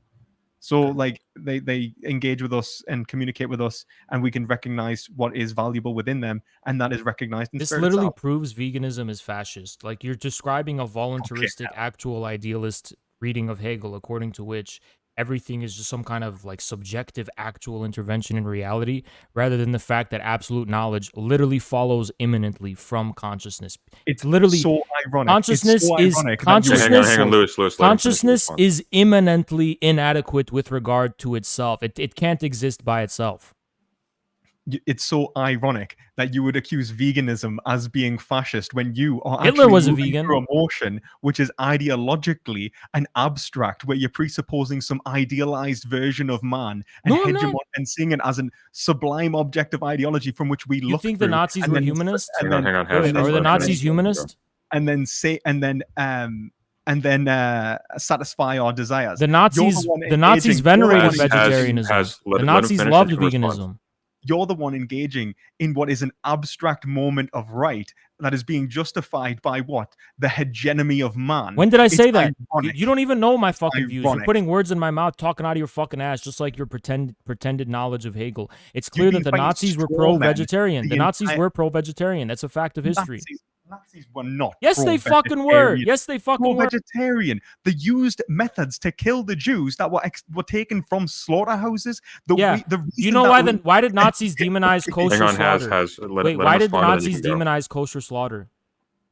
because 'Cause they it was- hated the Jews. Well, what was the explanation they gave? That it was cruel toward animals. That's why they said the Jews were being cruel toward animals, and Nazis thought animals Because had more they rights hated than the Jewish people, Jews. just like It's vegans. propaganda.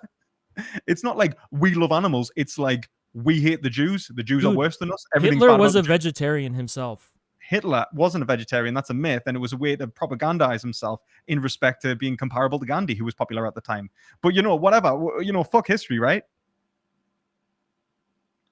All right, next question from ThoughtBat. For Has, are you permissive of animal abuse? If not, why not? No, I'm not, because I don't believe that our relationship to the world comes from thin air. It's established by precedent, custom, mores, and common sense. Why would you want to be abusive toward an animal if not the fact that you're projecting upon that animal human qualities and characteristics, and you want to use the animal as a way to vent your own misanthropy? So no, I don't believe in intentionally abusing animals. But if animals are not being treated up to the standards of what vegans think as an incidental fact of our already existing fundamental relationship to them, then I don't give a shit. I obviously think sadism is fucked up in general, but no, I don't give a fucking shit about animals. Okay.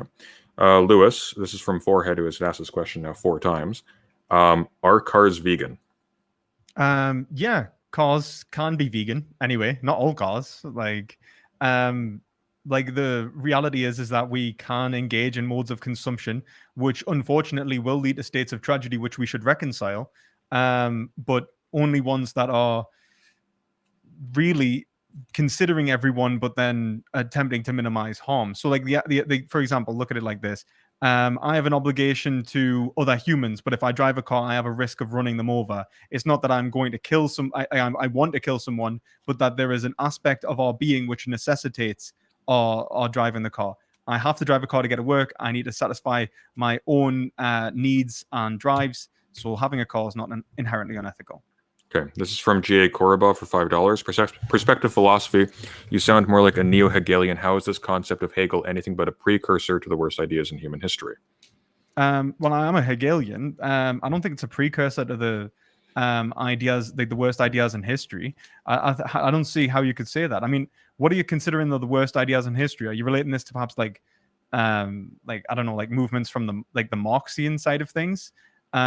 Which I don't think were necessarily the worst ideas in history, but I'd say that a lot of the negative within the Marxist-Leninist movement come from the rejection of the negation of negation within Hegel, which meant that they started presupposing that essentially notions of right without That's not true. reconciliation. So first of all, the rejection of the negation has nothing to do with the rejection of reconciliation. It's rather a point of, I'm going to quickly just sum this up.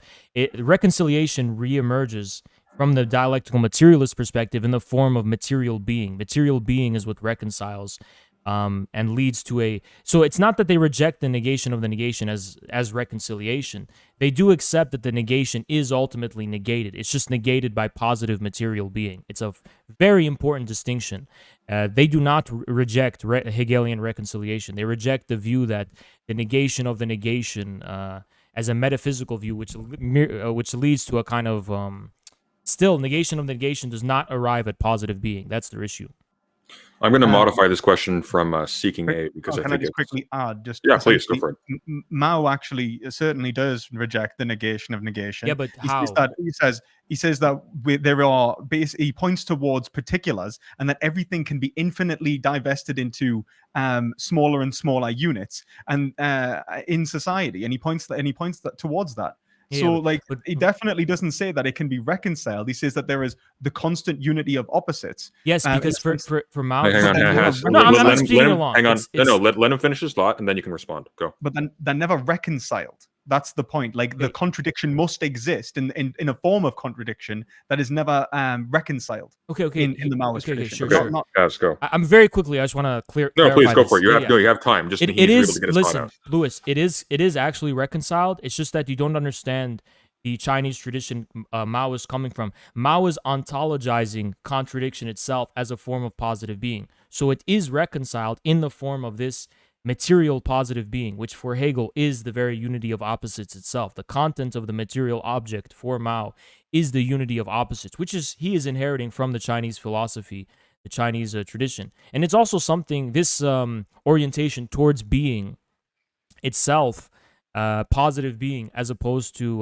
the negativity of thought, is something that distinguishes Eastern philosophy and thinking from Western in general. So to say that he doesn't accept a reconciliation is wrong. He accepts a reconciliation. It's just that this is a reconciliation in reality itself, in the form of the very being of the unity of opposites itself.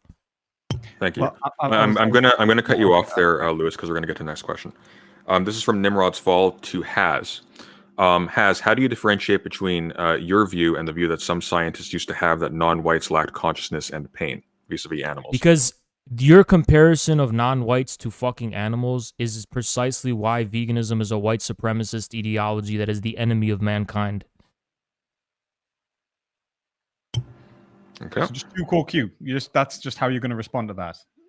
Yeah, because I get straight to the point instead of wasting people's time like you. That's not a point. That's a too cool Q. That's a logical fallacy. What do you mean? Criticize the criticism with a criticism. Wait, what? You're like someone's just went, oh, like, how would, like, they've asked you a question and then you went, you're a white supremacist. Yeah, the reason it's different, Louis, is because there's a fundamental, because non-white people are still fucking human. I don't know, is that enough for you? I didn't take the question to be making that implication. I thought the point was that it's the equivocation goes in the other direction, whether or not animals should be raised up to the general status of having equal value to human beings. That's how I interpreted that question. It didn't have the negative connotation at all. But that's just me. What I'm saying is that the reason why you can't compare it is because there's a fundamental difference between humans and animals, and that non-white people, the difference between non-whites and whites is not the same as the difference between humans and animals. That's how I would respond. Jesus Christ. That's what they want you to establish. What is the difference? Okay, well, that's a different question. If he wants to know what precisely the difference... That's my question. Your question is what precisely is the difference between humans and animals? That justifies the ethical inconsideration. Wait, are you asking me that question? What's the difference between humans and animals, which justifies their ethical inconsideration? Yeah, sure. You know what my answer to you is? What? Read Hegel. Oh, that was terrible. Just read Hegel. He talks about it. He elaborates pretty well. Okay. Next question. Insecure. All right. There's a premise to this one. Are either of you aware of meta-modernism or post-postmodernism? I'm aware of it. I know very little about it, to be entirely honest with you. I need to read into it. Somebody sent us this on one of me prior streams, but I can't say I know very much about it, to be entirely honest with you. I don't remember. I remember encountering it, and I remember what I thought when I read up on it in Encounters, that I wasn't impressed by it, and I thought it was a bunch of bullshit. But I don't remember specifically why. But that's my memory. Yeah, I have no knowledge of this whatsoever. This is from Seeking A. I'm going to modify this slightly. If you were pressed, how would you salvage the position of your opponent? Has, do you want to go first, or Lewis? I'll let you choose amongst yourselves. If Lewis was an intelligent person, then they would come at this from the perspective of a cosmology. He wouldn't try to collapse the distinction between nature and spirit, which is antithetical to the Hegelian enterprise. He would try to actually reconcile them from the perspective of cosmology, similar to Evald Ilyenkov's his cosmology of spirit. But this is a necessarily materialist enterprise, though, and he would, from this cosmology, try to establish how animals figure into the ultimate development of spirit from the perspective of the development of spirit as something that arises out of nature, and how spirit is in fact part of nature, and so on and so on. So if he was smart, he would come at it from that perspective. It's just he's not smart enough to do that, so he has to lie about Hegel and pull shit out of his ass. Lewis? I mean, it depends on what you mean by salvage. Do you mean like as in make a steel man of the argument, or do you mean To the best of your ability. Perhaps you regard the position as unsalvageable, but to the extent that you can. right? So I would say that his position perhaps could argue, if he was being like justified about it, would be to accept that animals were conscious, but then say that, and then try to do. I think, to be honest, his argument in the first debate was stronger than his argument in this one, although still terrible. He essentially tried to argue an epistemological difference in that one, which meant that animals couldn't be considered because we cannot demonstrate the resistance in their will, which would lead us to a discussion of whether we can. They have no will. Having like interests which we can consider. That would be the best argument that he could make, but I still think a very poor one. All right, this is from G.A. Korobov, again for $5. Again to Perspective Philosophy. By Neo-Hegelian, I meant genteelly. Perspective Philosophy, are you aware of some of the abstractive concepts you introduce? Are you aware that these seem a lot like actualism? I'm not really. I've never really encountered this so much, to be entirely honest with you. But I'm not really introducing an abstract concept. I'm not saying that there is anything that necessarily must be accepted as its pure abstract essence, but rather that we need to reconcile what is a pure abstract essence with the fundamental concrete reality, which is fundamentally Hegelian. What does that have to do with actualism? I just said I've never encountered actualism, and you don't know. So you don't know what he's talking. He's not saying you have an abstract concept. He's saying that your interpretation of Hegel is pretty much the same as Giovanni Gentile's actual idealism. Well, Giovanni's the he's the founder of intellectual founder of Italian fascism. Yeah, Italian fascism.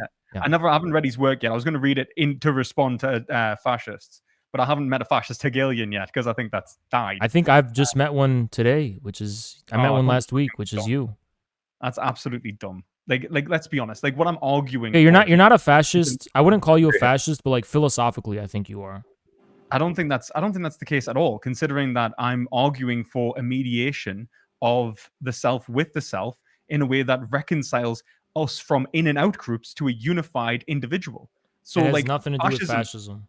Fascism requires an us versus them notion in which we can posit a single identity against the other. Not necessarily. Fascists, for example, can have a view of like world conquest, like Hitler, where there's going to reconcile all beings but it's going to be in like a determinate hierarchy with Germans at the top, just like animals would figure in the hierarchy. But the hierarchy other races itself. I mean, the hierarchy in and of itself, I think, in a Hegelian stance, would be absolutely unjustified. Why? We have a hierarchy. You admit we need a hierarchy with animals, or you don't admit that? No, I don't think that we should hierarchize at all. So if you see like a baby and a baby like chicken, and which one would you save? Because there's no hierarchy. I would do my duty. And do what? Which one would you save? Well, I'd probably do my duty to society and my family and like whatever. So your society is a determinate society, right? It's not just like a universal society. They don't exist but if at the point of absolute spirit, if you were to say like what matters more, a chicken or a baby, they're equal in value. Okay, so how can you not? Why don't you transpose? Hang on, has let him finish his response and then you can reply. Yeah, so that's a movement from Hegel's metaethical commitments or Hegel's ontological commitments to Hegel's normative commitments. Hegel's normative commitments are duties. And how we express that notion of right. Lewis, let's bring it back to the point. The point was, there's clearly a hierarchy between humans and animals. Clearly, yet you haven't established it. Yeah, no, but you just established it. You agree that animals cannot have the same rights human beings can. What do you mean? When did I say that they can't have the same rights? I absolutely do think they can have the same rights. There's some rights that would be Really? applicable. So, like, I wouldn't give a child, for example, the right to vote, and I wouldn't give a dog the right to vote. But No. I've So certainly which given one the is right it? to life Is it and the same? liberty. Is it the same rights or it's not the same rights? Which one is it? Hmm? Is it the same rights or is it not the same rights? Which one is it? Well, it would be the same right. Oh, no, the same Rights. right. I didn't say right So, in the abstract. I said the rights. same rights. Rights, quote unquote. Can you stop dancing around the point? Would they have the same rights or would they be unequal? Well, no, you don't have to have the exact same rights to be equal. Okay, colloquially, from the common sense perspective, would animals be equal to humans? Animals Okay, would what you're be- arguing, you can argue also from the Nazi perspective. You don't. Not everyone has to have the same rights. Okay, to be Has, equal. let him reply. Well, like, look at it like this. Like, would Hegel have said that everyone has the same right to the money that exists in my family if they don't live in my family? No, Okay, like, okay. that's not how it works. That's fine. People's rights are dependent upon the context. Sure, Just sure, like Lewis. rights But you are haven't subject established how it's right. different from Nazis. Okay, hang on. Let him finish, and then Has, you can go. How is Lewis, it try to be different? quick. How is it different from Nazism? Because we're considering everyone equally, and the notion of rights is being delved out from that position. Yeah, the Nazis are saying we're treating everyone equally, just like how you're saying we would treat all animals equally. But if there's differences in the content of the rights, that's not because there's no equality. It's just because of the differences in determinate reality, just like the family example you mentioned. So you're not actually addressing my point. The opposite, because Why? the determinate reality from which you're proposing is the subject-object division, I'm saying is necessarily inadequate to establish right, and that it needs to be reconciled with consciousness in Sure. its infinite. Okay, Lewis. Not, which is the whole point of Lewis, this debate. I know you're trying to avoid the Lewis, point. let Has reply. Go. Lewis, I know you're trying to avoid the point. My question's very simple, right? Why? Okay, so clearly, okay, animals would be treated differently than humans, right? According to you. Yes. Okay, Yes, let's just as begin with children are that. treated differently to adults. So why shouldn't different races be treated differently from the Nazi perspective? What's wrong with that? Because the Nazi perspective deliberately undermines the value that exists in a race, and it proposes an abstract notion of value in, let's say, like something like Germanness, right? Like, where there is no value. Well, it's a it's presuppositionalist position. That's not necessarily true because Germanness is just referring to the actual determinate society in which Germans live. Whereas Okay, also for both of you, again, the platform we're on, if you both speak over each other, it becomes a garbled mess that nobody can hear, so you silence yourselves. One at a time. Has, finish your thought, then Lewis respond. Yeah. So basically, and also you could also say that Hitler might argue that German society represents the fullest and most developed. I think Nazis did argue this. Developed expression of spirit, the most in the world, and that it necessarily does entail a hierarchy of races. So why does that not follow from your perspective? Well, because the establishment of a hierarchy in terms of conscious beings is exactly what is being undermined by the Hegelian position, which is the consideration the of Nazis are not as. Let him finish. The consideration of determinate being is inadequate, which is why we start at consciousness, which is what you've missed this entire time. You're the one that's presupposing an abstract, determinate fucking notion of right within no, society. I'm not. Prove it. Okay, you are putting forward an anthropocentric position where there is no justification for that in consciousness itself. So what? So that is fundamentally no. So what that there's no justification in consciousness itself, and how am I establishing an arbitrary abstract primacy of humanity over everything else? Because you're unwilling to consider that animals are valuable. That doesn't mean I have an abstract perspective. Okay, hang on. It doesn't logically necessarily follow that entails let him reply. He hasn't. Abstract. Let him reply. He derailed the topic. I was asking him why. Okay, so but you can point it out when you respond, but he needs to be able to finish the sentence. Otherwise, we don't know what he's saying. 5 different things we're arguing about now. I derailed the topic. You're trying to paint. He's trying to bring this back to a debate I already won about consciousness. Nobody talk over me. That's the rule. Lewis, then Has. Be quick. Lewis. Okay, right. Okay, great. So the reason I'm not derailing the topic, I'm defending myself against claims of fascism, and I'm showing that the Hegelian critique of fascism would be the inadequacy in spirit. I don't care what Nazis think of themselves. Of course, they have delusions of grandeur. That's basically entailed in that position. But that's because they're looking from through a sublime objective ideology which paints Germanic superiority as being justified, just as your position paints anthropocentrism as being justified. You look through Adam, they look through Hitler. Has, go. Yeah, two things, and this is why I'm saying this is taking so long. First thing, no, it doesn't necessarily follow, because from your perspective, which is one of actual idealism, the actual triumph of the will, and the actual triumph of the will, if you, as far as the Nazis are concerned, is a decisive moment. So the Nazis are merely saying, well, since it's not a given in being, just like how you said, it requires our will to establish what was already true. The Nazis are not saying for abstract reasons we elevate ourselves above others. They're saying this is actually the case in reality. We've proven it by our military prowess and superiority. This is just the manifestation of our actual will, our triumph of the will. The second thing is that your claim about that my humanity is an you have a completely, you just pulled something out of your fucking ass. I'm a fucking Marxist materialist dialectic.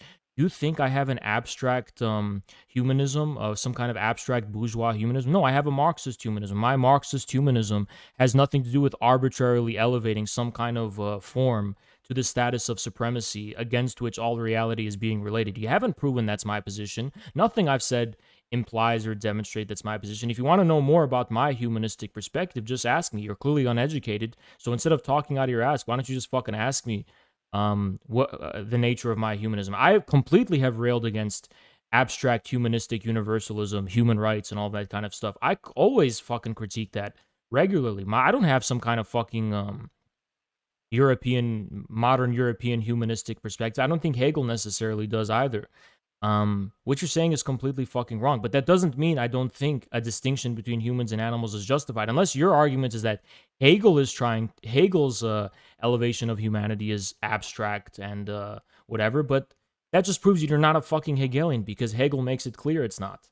Hegel doesn't create some kind of abstract criterion for humanity against which the world is being measured. Hegel demonstrates why humans are different from animals through an imminent process of development, not through some kind of top-down thing.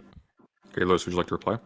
Yeah, so the Nazis positing a power structure as a justification of their position is exactly what Hegel argues against in the phenomenology and the philosophy of right in the master-slave dialectic. I mean, that's the whole point. Power doesn't justify itself. What justifies power is actually the expression of subjectivity, or the expression of the will. Yeah. That's essentially the whole point. So saying like, all right, the Nazis say that they're superior, and so they have shown themselves to be, more considerable. No, that's exactly what Hegel's arguing against. So like, no, I haven't got it wrong. Like, what you're and the thing is, I wouldn't be surprised if you agreed with that. No, wait, I'll let you speak, so you let me speak. I wouldn't be surprised if you agreed with a power structure where you say might makes right, in some sort of stupid notion in which right can be justified through the acquisition of material or power. Right is not justified in relation to some sort of control or ideological manipulation. It's justified against reality, which is why reflection which is why the essence is reflection, but the concrete foundation is the existence. All right, we're going to move to the next question before this turns into a wedding.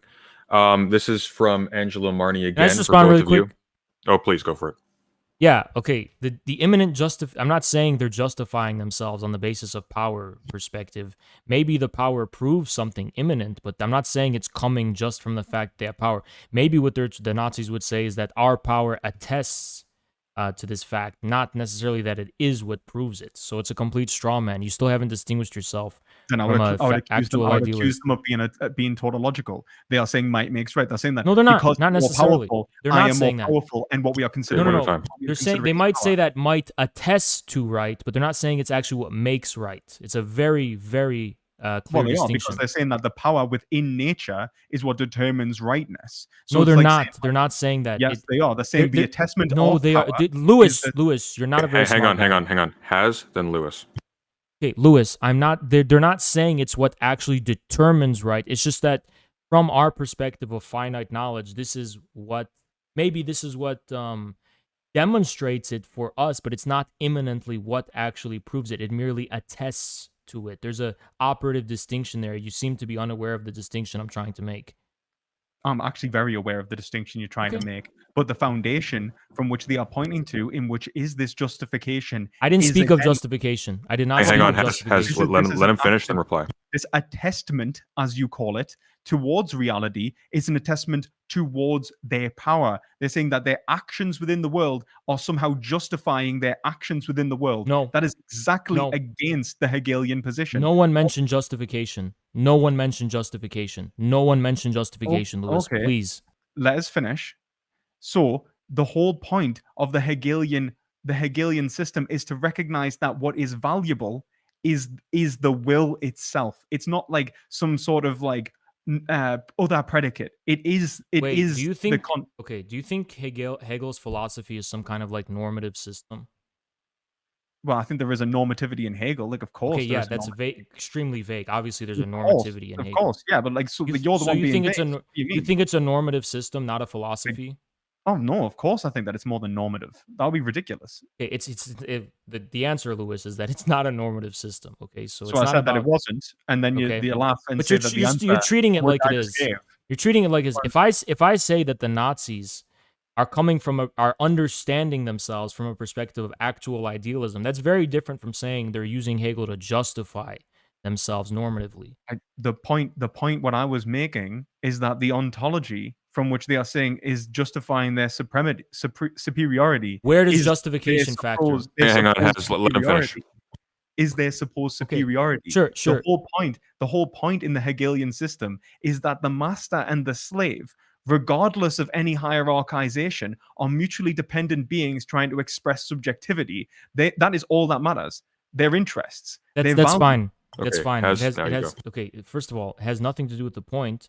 Where did I mention justification, and where could justification possibly factor into the point I'm trying to make So, as I've made so it? you weren't saying that attestment was a notion of trying to prove something. No. So you were just saying that it might possibly indicate. Yes, that's exactly what I was saying, Lewis, if you were listening. So they're just making unjustified assumptions then, and I can accuse them of that. Wait. What do you mean? Because justification's important. Like, do you deny the But need? I'm saying that they are interpreting their actions from the perspective of actualizing the will within this greater harmony of spirit. I'm talking. This is not my view of Hegel. This is your view of this This actualistic isn't my view of Hegel. anything. This is your attempts to try and paint me as a fascist because you're no. incapable. Okay, to be clear for the audience. To be clear for the audience, Lewis is obviously not a fascist. I'm just saying that your philosophical views are uncannily close to actual idealism. I very much. Well, I don't actually. Actually saying that, I'll read Giovanni, and I'll make a distinction as to why they're different. But I will say that Okay. the logical end of my philosophy does not attest or does not in any way give credence to fascism. Well, Okay, you might not want It's to. going to be awesome when we have a prospective fascist in the next debate. No. I perspective. To be clear, I agree that you don't want it to lead to fascism, and you don't want it to. So I agree with that. You don't want to be a fascist, obviously. But do you have a choice? Is a question. If you take it to the end. There's an apropos question here by Angela Marney. I take it to be addressed to perspective philosophy, but I'll let you both answer. But Lewis first. Does absolute knowledge mean no hierarchy between human beings or between beings? It depends on what you point towards hierarchization. It would mean equal consideration of interests, uniformity. But in terms of we were all subject under right. But if we were to create, let's say, it would be more of like a hierarchy. You would still expect some form of normativity, or maybe not actually, because he does say that subjects reconcile themselves with the world. So probably not. Probably no hierarchy. But our actions would attest to the greatest expression of right. So, for example, if the greatest expression of right was the consideration of one interest over another in a particular scenario, we would all agree. That would be absolute knowing, where we'd all go, absolutely, it is our duty to do X, and that duty is the one that we will follow.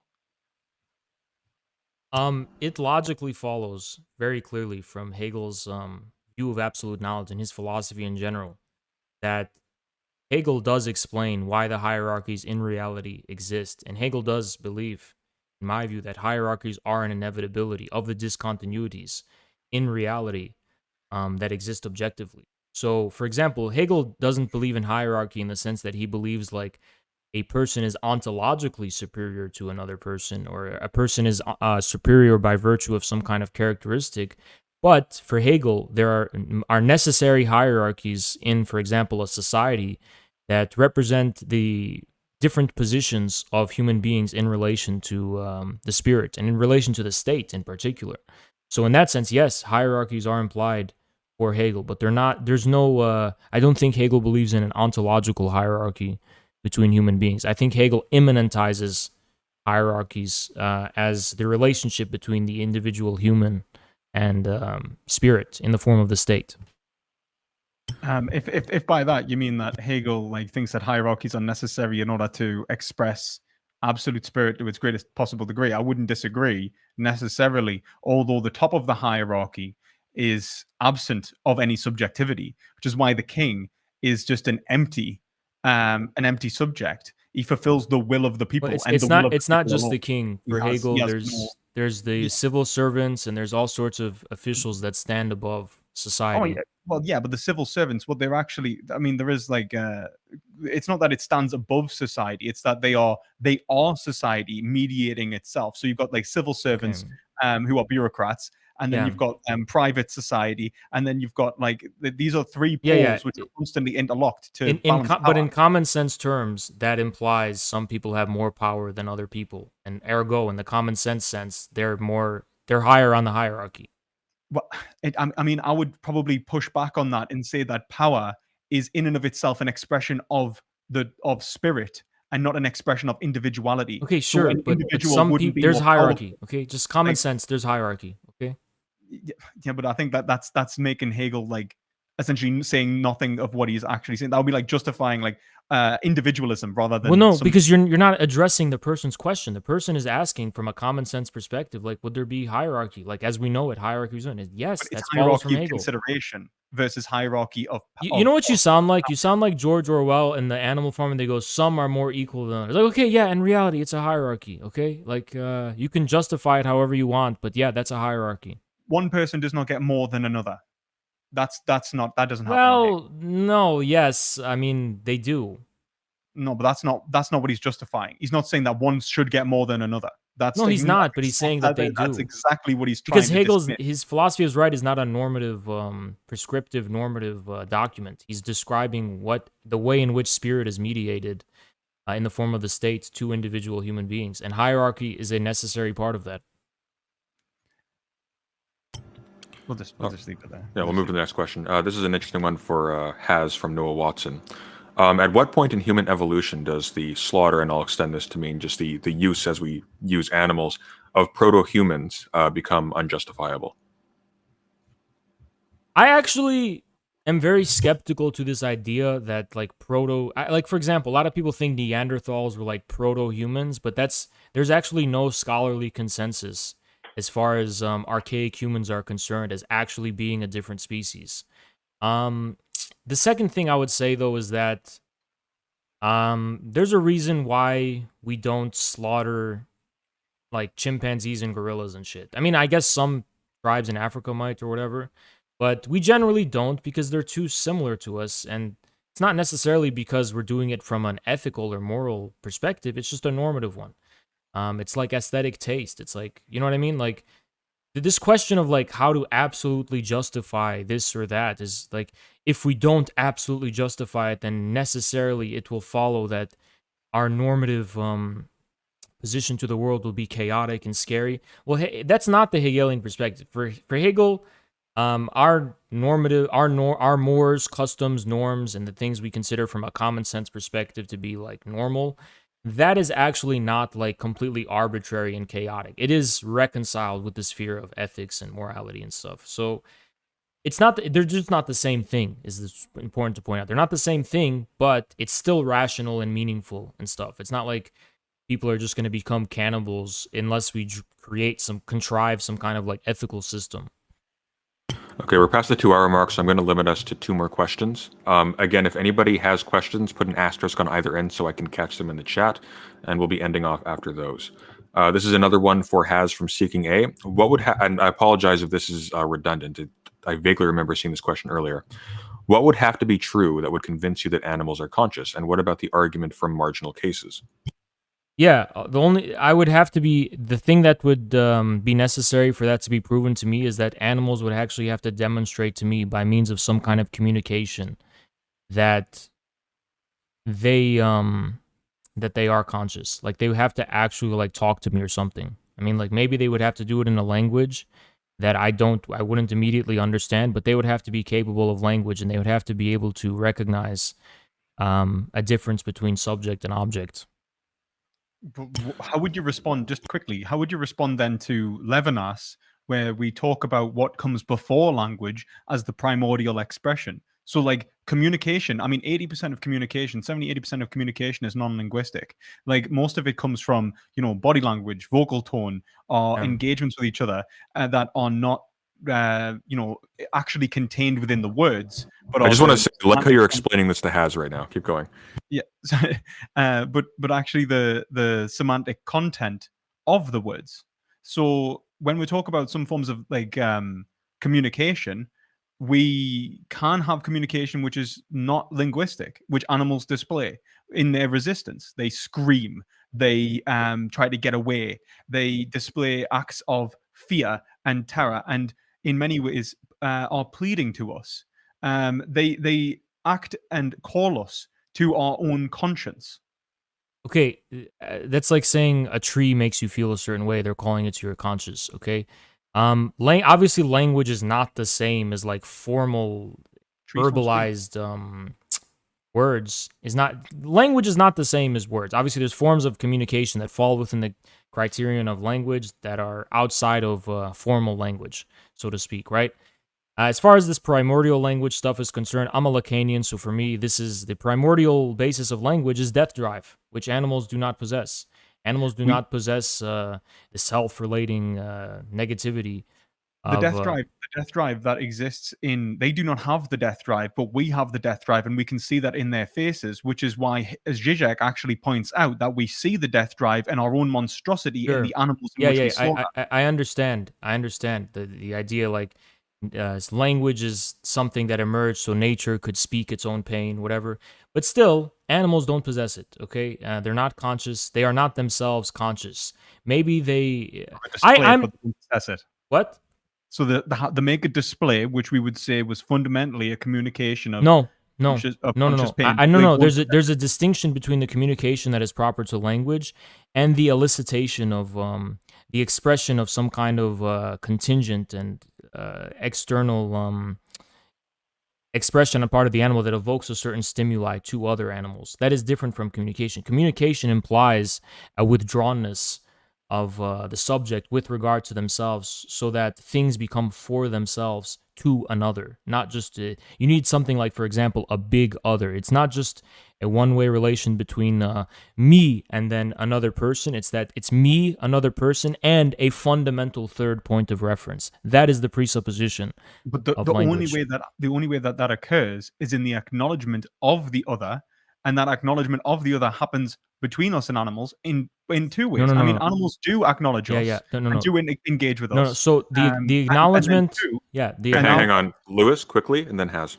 so one, animals do acknowledge and engage with us. Animals do, and I mean, like shit, this is like unbelievably obvious in terms of training, in terms of like your ability to manifest a relationship with an animal. Animals definitely do, and they'll act even defensively, even with each other. Animals form social pacts. They're not in like a society or something like that, but they do have relationships with one another. It's not purely from like an internal standpoint. And then also they do communicate pain in that respect. They try and communicate their pain in the sense to make you stop. They try to communicate pain within a sense to cower from you and act defensively in order to make it end. Like cats will lie on their belly and show submission. Okay. Concise, each other. like 2 examples, not 10. Go. Okay, So- yeah, that's fine. But like animals submit to each other. Even there is an active power relationship within animality.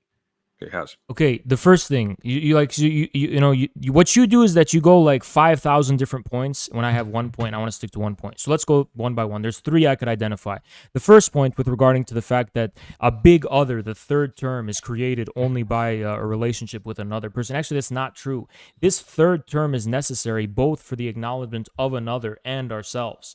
So that dialectic relationship is always there. Just by having a relationship to an other, you do not establish that third term that is the third point of reference between you both.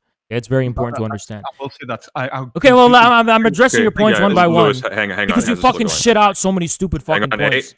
Okay, the second thing nice. is you said that animals do in fact communicate to us and do relate to us. They don't do this any more than a fucking plant does. Okay, you haven't established how it's different from a plant. Okay, you haven't gotten from in itself to for itself as far as that's concerned.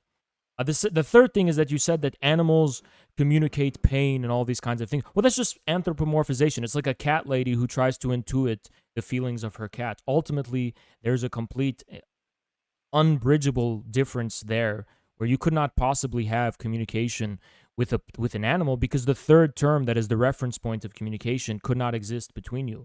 So and as far as animal training and stuff is concerned, even though I don't myself take this view from a Hegelian perspective and classically modern European perspective, you still don't establish the difference between in itself and for itself. For example, what separates a robot from an animal in this regard? A complete just robot, a machine that can be trained and so on and so on. I mean, like, you don't actually arrive at the point at which animals are conscious or have language. Lewis? All right, okay. So, the third term in the Hegelian and Lacanian kind of, especially in the Lacanian sense, like the big other that's produced. That's not immanent within our being. That's produced from the relationship with the other, which then produces a notion of self, and that is self-consciousness, which is what happens at the mirror stage and the production of language. So that's not that's the production of language, not the necessary tenets of language which animals have. No. So like you have the same recognition. So hang on. So the recognition of consciousness is what produces language and allows us to formulate the third term. It's not what gives us consciousness. It's not already exists. Now, thank you, Lewis. And now Hazen, you can respond. Yeah, you make the same mistake in regards to Lacan that you did with Hegel. So when Hegel's talking about the mirror stage, you're again confusing this with Lacan's ontological claims and the implications, which are again being developed from the end. Yes, the truth of the beginning is again same with Lacan revealed at the end. So yes, and the very beginning, the distinction of the big other is there. The reason why Lacan moves to the big other is because of the inadequacy of the relation between one and another to possibly explain what gives rise to identity and subjectivity. Lacan moves to the big other because the initial thing is inadequate. It's literally the same as Hegel, but you make the same mistake and misunderstanding. Okay, Lewis? The big other could not possibly be there, because if it was there, then we would start with the barred subject and not the subject, which is exactly why Lacan starts with the subject, which is not barred by language, and at the production of language becomes barred. So that's the relationship with the big other. Right, you're and making it's the the same. relationship with the Okay, self. Lewis, can you please respond to my point though? I did respond to your point. You didn't. Right there. No, he moved. Has restate the point. I'll Lewis, restate the point, sure. Lewis, there's a difference between Lacan is not saying this is ontologically the case. He's saying this for purposes of his investigation, for purposes of his development of what is already there. So yes, the big other, in a sense, is already there. It's just that we don't know this, so to speak, at the beginning. This has to develop in a certain way in order to arrive at it. But yes, the big other is there. Okay, Lewis. The big other isn't a thing, it's a relationship. Yeah, okay. Listen, the big other is the relationship between the symbolic. It's the relationship of the symbolic order to the subject mediated by the imaginary. That's just what the big other means. That's all it means. And the symbolic order is something that Lacan believes as ontologically antecedent in the form of death drive. I would agree that the death drive is there. We could agree on that, but that's separate. That's like saying like the will seeks to destroy. That's the will's frustration with itself. Do you know why it's especially true that the symbolic order is already there, Lewis? Well, it's Because definitely when you're an infant, it's literally there. Like you're born into a society, into a symbolic order, and you're just confused about your relationship to it. It's already that's there. exactly against what he argues, because he even talks about how erogenous zones don't even develop until past the mirror stage. So even our experience of pleasure hasn't even been sublimated in a way that Yeah. makes sense. But the So, like, presence no, of the that's symbolic Okay, absolutely order. hang on. Has let him finish his response. Lewis, try to be concise. Go. yeah. So sublimation and the the symbolization of our drives is past the mirror stage, which allows us to feel things in different locations and understand them in that way. Yeah, That's but Lacan is not a stagist. He doesn't believe like these are just different stages. Lacan's own mirror stage, that was almost an epistemic development on his part to arrive at where he would eventually become. He doesn't actually ontologize these stages and say that this is actually imminently an ontological stage in being. he like look like I don't know if I can kind of say this in another way. Like the whole point of the mirror stage is to recognize something that you did not see before. Like prior Okay, to that, consciousness was not aware of itself we know. But what to is the other. leading the process along is the symbolic order. Desire and the frustration of desire. Well, but desire, again, what is leading desire along? Nothing. No, yeah, there is something. What? Drive. That is desire. No, it's not. Desire's not the same as drive, dude. I've studied Lacan for like 5 years. You don't know what you're talking about. Desire is not the same as drive. Desire is the imaginary form drive takes. Drive belongs to the domain of the real. Desire belongs to the If you domain of want the to make, imaginary. yeah, okay. If you You want don't to know say, what you're if you want to talking say about, that, dude. if you want Stop to say, wasting my time. no, Hang on, hang on. Let him respond. Has. if you want to say that what you mean by desire is the symbolized drive, fair enough. It's not But symbolized drive. yes, it is. No, It's the it belongs sublimated to the drive. imaginary. It's the sublimated drive. Symbolized drive is signifier. Okay? It's the sublimated drive, man. It's that simple. It's the drive which is given content so that it can be expressed. In the imaginary form. Well, yes, but in so much that it gives the capacity for the will to actually express itself. Otherwise, No. This is not permanently. philosophy, so he's not talking about will or any of this other stuff. He's talking about psychoanalysis. Okay, you have to know what you're Yeah. talking about. You But just don't. You're not well read on it Lacan. definitely is philosophical, since Lacan was heavily inspired by Hegel.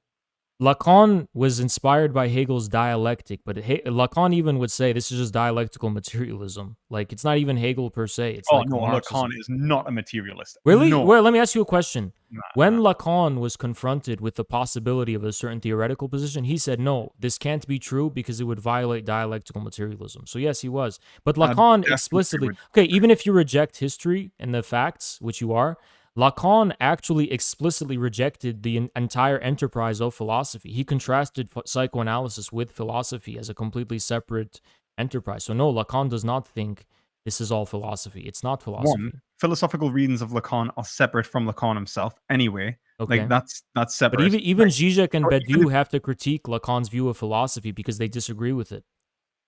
that's fair enough. That's not the point I'm making. The point I'm making is that I don't think that Lacan is a materialist. But you not don't at think all. he I would, but think that Lacan Okay, says I he think is. I would argue. Yeah. I would certainly argue that the whole point of sublimation is to reconcile an individual's relationship with their drives to actually understand material in the world. Without yeah, such a notion, you would but- be assuming that they would have those drives and just seek to where express them. does What a Lacan? lot of Marxists do. Hang on. being very Has let him finish. Let's talk about finish, and then Marxism go. now, though. Can we stick because on you brought up topic? the dialectical materialism. I'm not going to not mention them. Because I'm just okay. Let's just take it. Is Lacan a materialist? Yes or no? That's the topic. I would That's say the no. content. Okay. Well, the way you've justified that is because you've said that Lacan is making a philosophical claim about knowledge that's incompatible with materialism, but Lacan is making no such claim in the first place. And Lacan himself believes that he is engaging in a materialist enterprise. He himself does. Okay. I would say that Lacan begins from a position which unifies the real, the signified, and the imaginary. And one such notion in that is immaterial. And without such, Lacan wouldn't make sense. Well, what? No, material is not the same as substantial. It's clearly material in the sense of possessing material content. So you think that the imagination is material? When did I say that? Well, this is what The I'm saying. relationship Lacan establishes between the imaginary, symbolic, and the real precisely is precisely materialist. It's like It saying, gives oh, rise so to if the so, like, go material. on, let me finish. That's like saying, so, like, oh, if Marx acknowledges ideas, does that mean he thinks ideas are material? Well, no, ideas are not themselves material. You can be a materialist while acknowledging the reality of ideas. You can be a materialist while acknowledging the reality of the imaginary. You would have to either explain material. You'd either have to explain the ideas in material terms or the material in ideal terms. That would be what Okay, would separate what does an material idealist mean and a for you? materialist. Yeah, Okay, what do you hang mean on, by Has. material? Let him finish his point, and then you can respond. So, in other words, I would say that Marx is very well aware of the of ideology and how it impacts our relationship with material. But it's all explained by moving through material, as Okay. in the material explains the ideas. Well, in Hegel, the ideas explain the material. Okay, what is material? What do you mean by material? Do you mean as in like what do I mean by material, like Yeah, personally? what are you trying to say when you say Lacan he's not a materialist? What is material then? I What would is a say that it would material thing? I would say that material would be the determine would be I'd probably say like determinate matter in terms of our Okay. What is experiences. matter? I would say the external reality. Okay, sure. Matter for you is just external reality. Do I have you clear? Um, I would say that it's. I mean, like, not for me personally. I would say that what matter is actually a relationship. But I mean, like, in terms of like, so like, I would say that like matter in terms of how we understand it. I'd say that matter is actually an emptiness, which Okay. is kind of what like Hegel would kind of point towards. Matter Okay, as formless, right? Of course, So, of course. We so, but know it's Hegel's view of external. matter is negative. Okay, Yeah. so let's be clear. So Lacan is a materialist because for Lacan, the imaginary cannot possibly be self-referential. What defines the imaginary, just like what defines ideology for Marx, is in the form of symptoms in the real. Symptoms in the real for Lacan, which is a fundamental structure. It's a fundamental formation that subsists in the real, which accounts for the range of our imaginary forms. So for Lacan, Lacan is clearly a materialist. But then Lacan you believes could make the symptom. exact same. Lacan does not have an undialectical view of materialism, according to which there's like an underlying substance that determines the form and content of like the superstructure, the imaginary or ideas. Obviously, that's an undialectical materialism. That's a straw man. No dialectical materialist believes that. Dialectical materialists understand that matter is a dialectic is dialectical. Matter is itself the unity of opposites. It's compatible, like with Mao's view of the drawing from Chinese philosophy of the unity of opposites as being matter itself. So matter has no form outside of the actual form given to it in the form of the imaginary and so on and so on, but it is still primary. It is the primary content of that form. Lacan explains this. One last thing. Lacan actually explains this logic in the form of his concept of the non-all. It is all, yes, but there's the non-all makes it so that it is internally incomplete and contradictory, and there lies the primacy of matter. He doesn't say like matter is a ready-made form that determines everything. Matter is itself something that exists in relation and disturbs in the form of symptoms, the imaginary forms. And it's primary because it is its real being. Well, I think that like the important thing to recognize, I think that I would not accuse Lacan of being anything but a phenomenologist, to be entirely honest with you. I don't think that we live in unmediated matter. That is exactly like so like otherwise, like one, I think the way that you described materialism there, I'm gonna ask you to define matter as well. Because you described materialism in such a way that it almost included Kant, not Kant, Hegel, which is so strange. Like the idea of like a primacy of reality that we are subject to. Hegel agrees with that, but he's not a materialist. He doesn't see that like reality as a pure through material notion or No. physical notion. He sees it through he sees the material as being posited as an understanding of something. Okay. And this is exactly the same as the Lacanian point of the real, which is infinitely negative and resists meaning. No, but here's what you don't understand. The real for Lacan is not only negative. The real actually has determinate form in the form of symptoms. Symptoms. The real is not simply negativity for Lacan. And that's actually the primary form of, that's the primary distinction as far as dialectical materialism with Hegel's idealist philosophy is concerned. It obviously there's an agreement with Hegel as far as the fact of there being a dialectic relation between form and content. That much is very clear.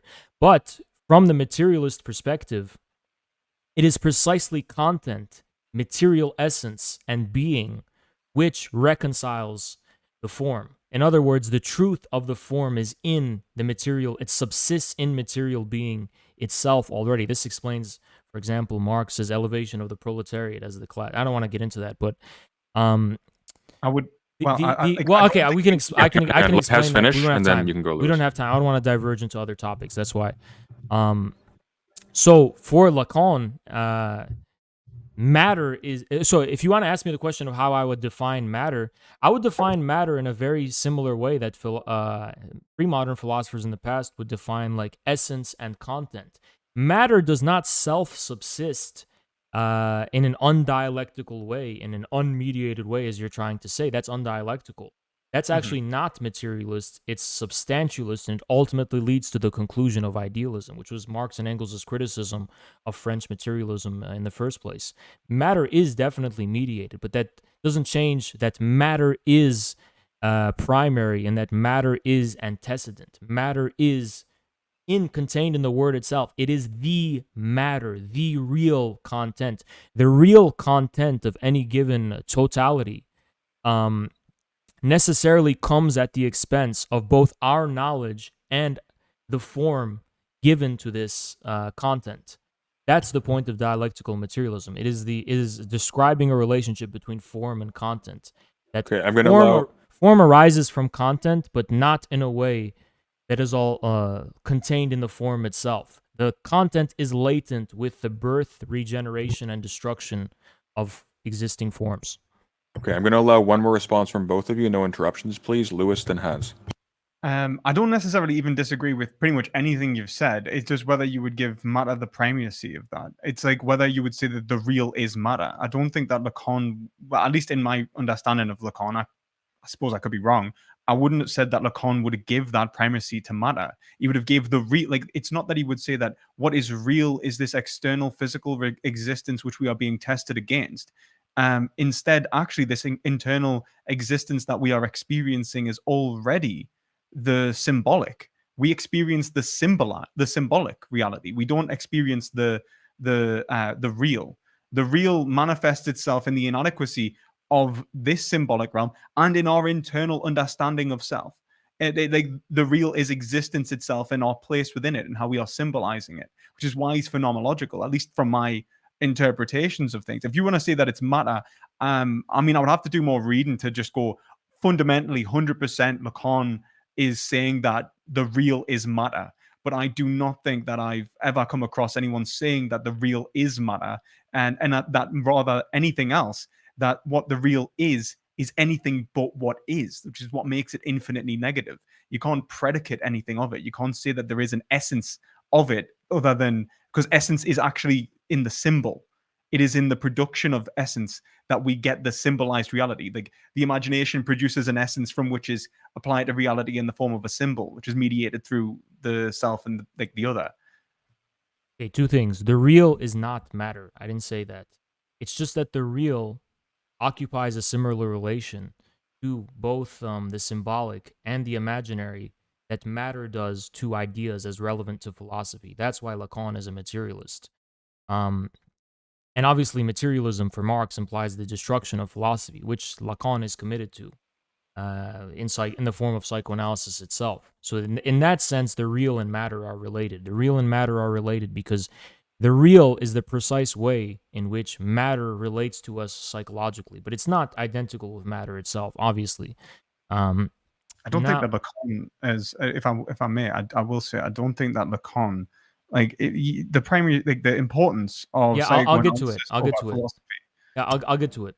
Lacan obviously doesn't draw like a Kantian distinction between psychology and reality, but what I was just trying to simplify that the real is matter insofar as it relates to our like psychological reality or whatever, because there is clearly a discontinuity, but that discontinuity is ontologically accounted for. For example, in Zizek's work, the discontinuity between, for example, symptoms in the unconscious, in the symbolic order, and I'm going to get to that, it's going to be my second point, and symptoms in nature. There are symptoms in nature that you can understand ontologically, and then there are symptoms relevant for the unconscious. There is no hard Kantian distinction between these two, but there's still a discontinuity, and that discontinuity is the very object of Zizek's ontological enterprise, which I disagree with a lot, but I'm just saying, acknowledging that the discontinuity exists is not a Kantian thing. Then the second thing you said is that the real is always already takes the form of the symbolic, but it seems like you're very confused about the actual content of the symbolic. I didn't say that. Hang on, Lewis. It has his turn. Okay, whatever you said about the relationship between the real and the symbolic. Okay, this is what you need to understand. The symbolic is precisely, I would argue, material. Actually, the symbolic is precisely material in regards to the imaginary. Signifiers are symptoms for Lacan. This is the conclusion of Lacan's work. Signifiers are not produced as they're not philosophical concepts. It's very easy to mistake signifiers for concepts. They are not the same thing. Signifiers are symptoms of the unconscious, and they are formed in a way that comes at the expense of our conscious conceptual imaginary form. So for Lacan, the concept belongs to the realm of the imaginary, for example. It is not something that premises the imaginary itself. Well, I guess this is what I would have said. I wasn't saying that that we already exist in the symbolized. I mean, in a thrownness and maybe like a Heideggerian sense, perhaps, but not like in a already the world is simply given to us symbolized. Quite the opposite. I was saying that we gain symbolization through an active process of imagination, which is mediated between two parties. But for Lacan, that's not the case. Well, I think it is the case. No, for Lacan, the imaginary has a very passive role in relationship to the symbolic and the real. But we can get into that, and you know, I'm happy to. I do need to go and research Lacan more, but from my understanding of Lacan, this is where I've taken it. The real isn't seen as material; it's seen as the absence of any given thing. The symbolic would contain material, but it wouldn't be limited to material. It would be anything which would be given determinate existence. So I'd be like, which for Lacan is material. Determinate existence is material for Lacan. Well, that's like a point of contention of whether it is or not. Like, I don't know. I'll definitely check. Okay, you don't know. It's fine. But like, no, I'll definitely check. From my understanding, it's phenomenological because it contains the mediation of what is it is a mediated reality through thought. It is the production, not thought. All right, I think we're going to move on to the next question now, and we're going to make this the final question. And this is from Einzelganger, and I'm going to address this to both of you. Leaving aside the previous argument about the consciousness of animals, please comment upon the argument that veganism is necessary for the sake of the environment, insofar as it is able to sustain human beings into perpetuity. Who wants to go first? I have to. Can I go and then can I go pee? Because I got to pee really bad. If you guys want to take 2 seconds to do that right now, you can. I'm gonna go pee. I'll be right back. Okay, you do that. Hang on, Lewis. We'll wait till he gets back. No problem. No problem.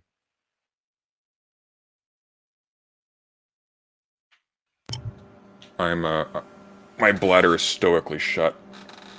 Yeah, I'm just gonna, as soon as this is over, I'm running to the bathroom, to be entirely honest with you. Like, you've got time. Why don't you do that now? No, I'm happy to wait. I'd rather be able to take my time and feel like it's just like you want to really savor that release. I got you. That's the thing. It's almost like it's gonna be cathartic. It's gonna be like that will be symbolic. Hey, by the way, I've been meaning to ask, where did you get that that jellyfish lamp behind you? I want one. My girlfriend got us it, so I'll ask her. I'll ask her. But yeah, I'm a big fan of the jellyfish lamp. I've had loads of people ask if they're real jellyfish now, which I don't know. Half of them I think are taking the piss, and then the other half, like, I think are serious, because there's even people like well, how do they work? So like, this is the thing, right? So that's water, right? Yeah. Like, so you get this like empty, and you get those little like jellyfish like plastic things, and then you put the water in, like you fill it up yourself, put a couple of drops of like dishwashing, like dish soap, and then like once you pour it on, like there's a light at the bottom and like a motor or whatever, or pump rather. So like it's pumping water up, that's making it like circulate. Okay. And there's a light at the bottom, so like, and then you've got a remote that can like, so like. So the jellyfish themselves, they have, there's nothing moving in them. They're just being pushed around. All right, Yeah. Haz is back. We're gonna get back to this. So I'm just gonna restate the question. Haz, I don't know if you can hear me yet. I can hear you. You're good? Brilliant. Okay. So again, please comment upon the argument that veganism is required to sustain the environment for humanity. Who would like to go first? I will if Please. there's no objection. Okay, sure. Yeah, I don't think it is. There's two things, right? First, to say it's necessary means it's necessary from the perspective of some kind of subjective agent. Well, the first problem with that is that you're including in your necessity something that may not necessarily be possible. For example, the commitment human beings have in this world to eating meat is not simply a result of a deficient ethical or moral system on their part, but could itself be somehow part of our objective reality, changing our very notion of necessity. The necessity implies that we can actually force people or convince people to stop eating meat, but that is not necessarily true. It's not necessarily true you can convince everyone to stop eating meat, so you have to change the object, you have to change the content of what your necessity is based on the necessities of, based on being, based on reality. Now, the second thing is that I actually don't believe it's true. I'm going to do three things. The second thing is that I don't believe it's necessarily true that meat consumption has to end in order to stop climate change. Maybe there's a level of wasteful meat production that's harmful to the environment that has to be curbed down. But I don't think it implies anything about stopping climate change. The third thing is that there's an assumption that climate change can even be stopped. And I actually don't think that much is very clear. I don't know if we can stop climate change. I'm not really inclined to believe we can stop it. I think we're entering a new era in which humanity will have to adjust to this new reality and reconcile itself with the way it which has, in a way that it did not choose to or will to, changed the world. So I believe in a deeper reconciliation of this fact of having changed the world in a way we didn't expect or know, as something actually which will turn out to be rational. So that's my 3 points. Okay, Lewis. Yeah. So could you just do us a favor, just restate the question so that I make sure that I can answer it concisely. I do my best to anyway. Yeah, no worries. Sure. Comment upon the argument that, leaving aside the issue of the consciousness of animals and all that ethical stuff, veganism is required to preserve the environment for human beings. Okay. So obviously I do think animal lives matter and so on, and I do think that all behavior is malleable from an existentialist position. In theory, everything can change about the way we act. We can radically reinvent ourselves and change the way we act in our relationship with nature, specifically energy production and food production. With animal agriculture, there is a real big issue in terms of deforestation, primarily, and also the production of methane. So what we have is a relationship in which we need to radically reduce meat consumption, meat, dairy, and egg consumption in order to save our planet. And I mean, that would mean taking away the number one cause of deforestation, for example, which is animal agriculture. It would also mean taking away the number one cause of ocean dead zones, which is animal agriculture. It would mean taking away the number one cause of ocean plastics, the number one cause of river pollution. So and then also 28% of greenhouse gas emissions, and that was a study done by Oxford, and also 70% of our land use is coming from animal agriculture. So in terms of animal agriculture's environmental impacts, even towards the human habitat, it is profound. We need to reimagine our relationship with our food supply and move towards a plant-based diet, even for a matter of self-preservation. And then to add to that, we haven't even considered the risk of zoonotic diseases, which are a massive existential threat. COVID-19 being only a tiny, shitty little, like, really flu compared to what can happen when we look at things like Ebola, or when we look at things like even H1N1 and H5N1. These flus would have been absolutely devastating had they had the virulency. There would have been a massive existential threat for our own survival. And then even in terms of how we treat others, if we look at something like the slaughterhouse is indicative of an environment which is unsuitable for human engagement. It is a house of horrors, and individuals come out with what is called PITS disorder, perpetration-induced traumatic stress. This is a manifestation of trauma. People have feelings of disintegration, feelings of paranoia, drug addiction, alcohol abuse, and are much more likely to engage in domestic violence and violence against other humans as well, which is documented pretty clearly in the point that we can actually show that arrests Isn't this beyond the question? Well, it's anthropomorphic value, isn't it, in relation to animal agriculture?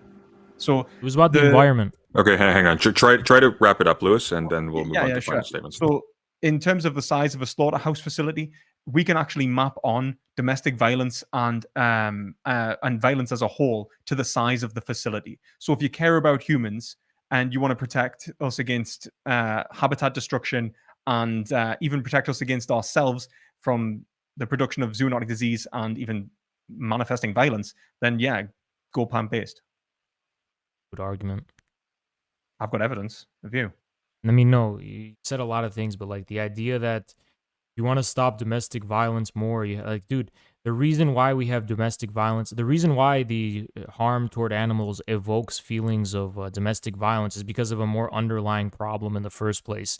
It doesn't necessarily follow that, factory farms and slaughterhouses will lead to domestic violence. It's just that they do that given the current circumstances of the relationship between men and women in our society. Like, what you're saying is like really stupid.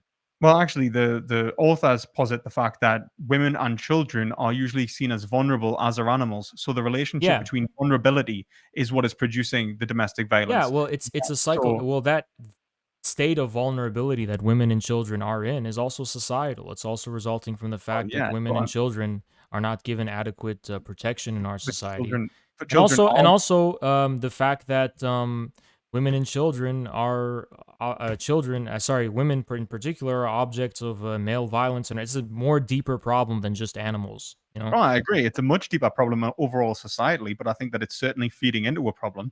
And also the vulnerability that is manifest in children is probably not something that we could just miraculously change. No, I'm not even saying you can change it for women. Well, no, women are weaker than men. I'm not even saying you can change it for women. I'm just saying that the violence against women in particular doesn't simply follow from seeing animals being killed. It follows from seeing animals being killed plus a society with a specific relationship between men and women. But that's also only the manifestation of that aggression. That's the way it's sublimating. So it would sublimate in a self-destructive way regardless, which is why the ones who don't commit How can you prove that? You can't prove that. Because many of them report feelings of disintegration, insomnia, alcoholism, drug abuse, much higher conviction rates. So it manifests itself and sublimates in various different ways. Depending on I can't check the studies and data, so I'm just going to assume it's correct. That's what I usually do when I can't verify a source. But even if we assume that's correct, it doesn't actually follow that is the true cause. Well, I mean, you can go into. I've got a video on it. It's called "Working in Hell." You can go and have a look. Okay, well, I think you should read Hegel before you recommend me videos. All right, we're going to call it now. We're at 2 hours and 41 minutes, and I believe the Taliban are about to take Kabul. So I'll let you guys take 3 minutes each to make your final statements, and then we'll call it a night. Sound good? Yeah. Yeah. All right. Haz, would you like to go first? No, he can go first. All right, Lewis? Yeah, sure. So what has demonstrated in this argument is his ignorance, to be entirely honest with you. He actually gave a better position in his first debate, which was essentially that the separation between animals and humans was one of epistemological difference, not ontological difference. In this debate, he's trying to make the ontological difference, which Hegel outright denies. He hasn't answered any of the questions I raised about ideology and why we are abstracting man to the form of consciousness, which is definitely against the Hegelian notion, at least from the perspective of someone who understands the system and not reading through the lens of what Hegel himself thought. So yeah, I've answered all of these questions. And I think now we just have to ask ourselves, what is the foundation of value in reality? Is it the notion of humanity? Is it the self? Is it a form of self-righteous consideration of something that is the form of Adam that is being bestowed upon us by man, or some sort of abstracted rational agent in a Kantian sense? Or is it something which is sensitive? Is it that the intellective capacities of a rational agent are based upon reflecting upon the sensitive nature of experience? We gain information which is good or bad imminently from reality. That information is what consciousness is, and that information exists in animals. And so when we do not consider that information, we are committing a philosophical failure. We are not considering what is actually right and what is actually valuable. We are considering what we want to be right and what we want to be valuable. All right, thank you, Haz. Yeah, I didn't catch all of that because I was ordering chicken shawarma sandwiches. I'm really hungry, but anyway, I'll conclude it with this. So I left the last debate. Last debate, I was really tired, and I didn't quite know for certain whether perspective philosophy actually understood Hegel or not. So, in this debate, I actually wanted to take the opportunity to grill him and see if he actually could prove he knows what he's talking about.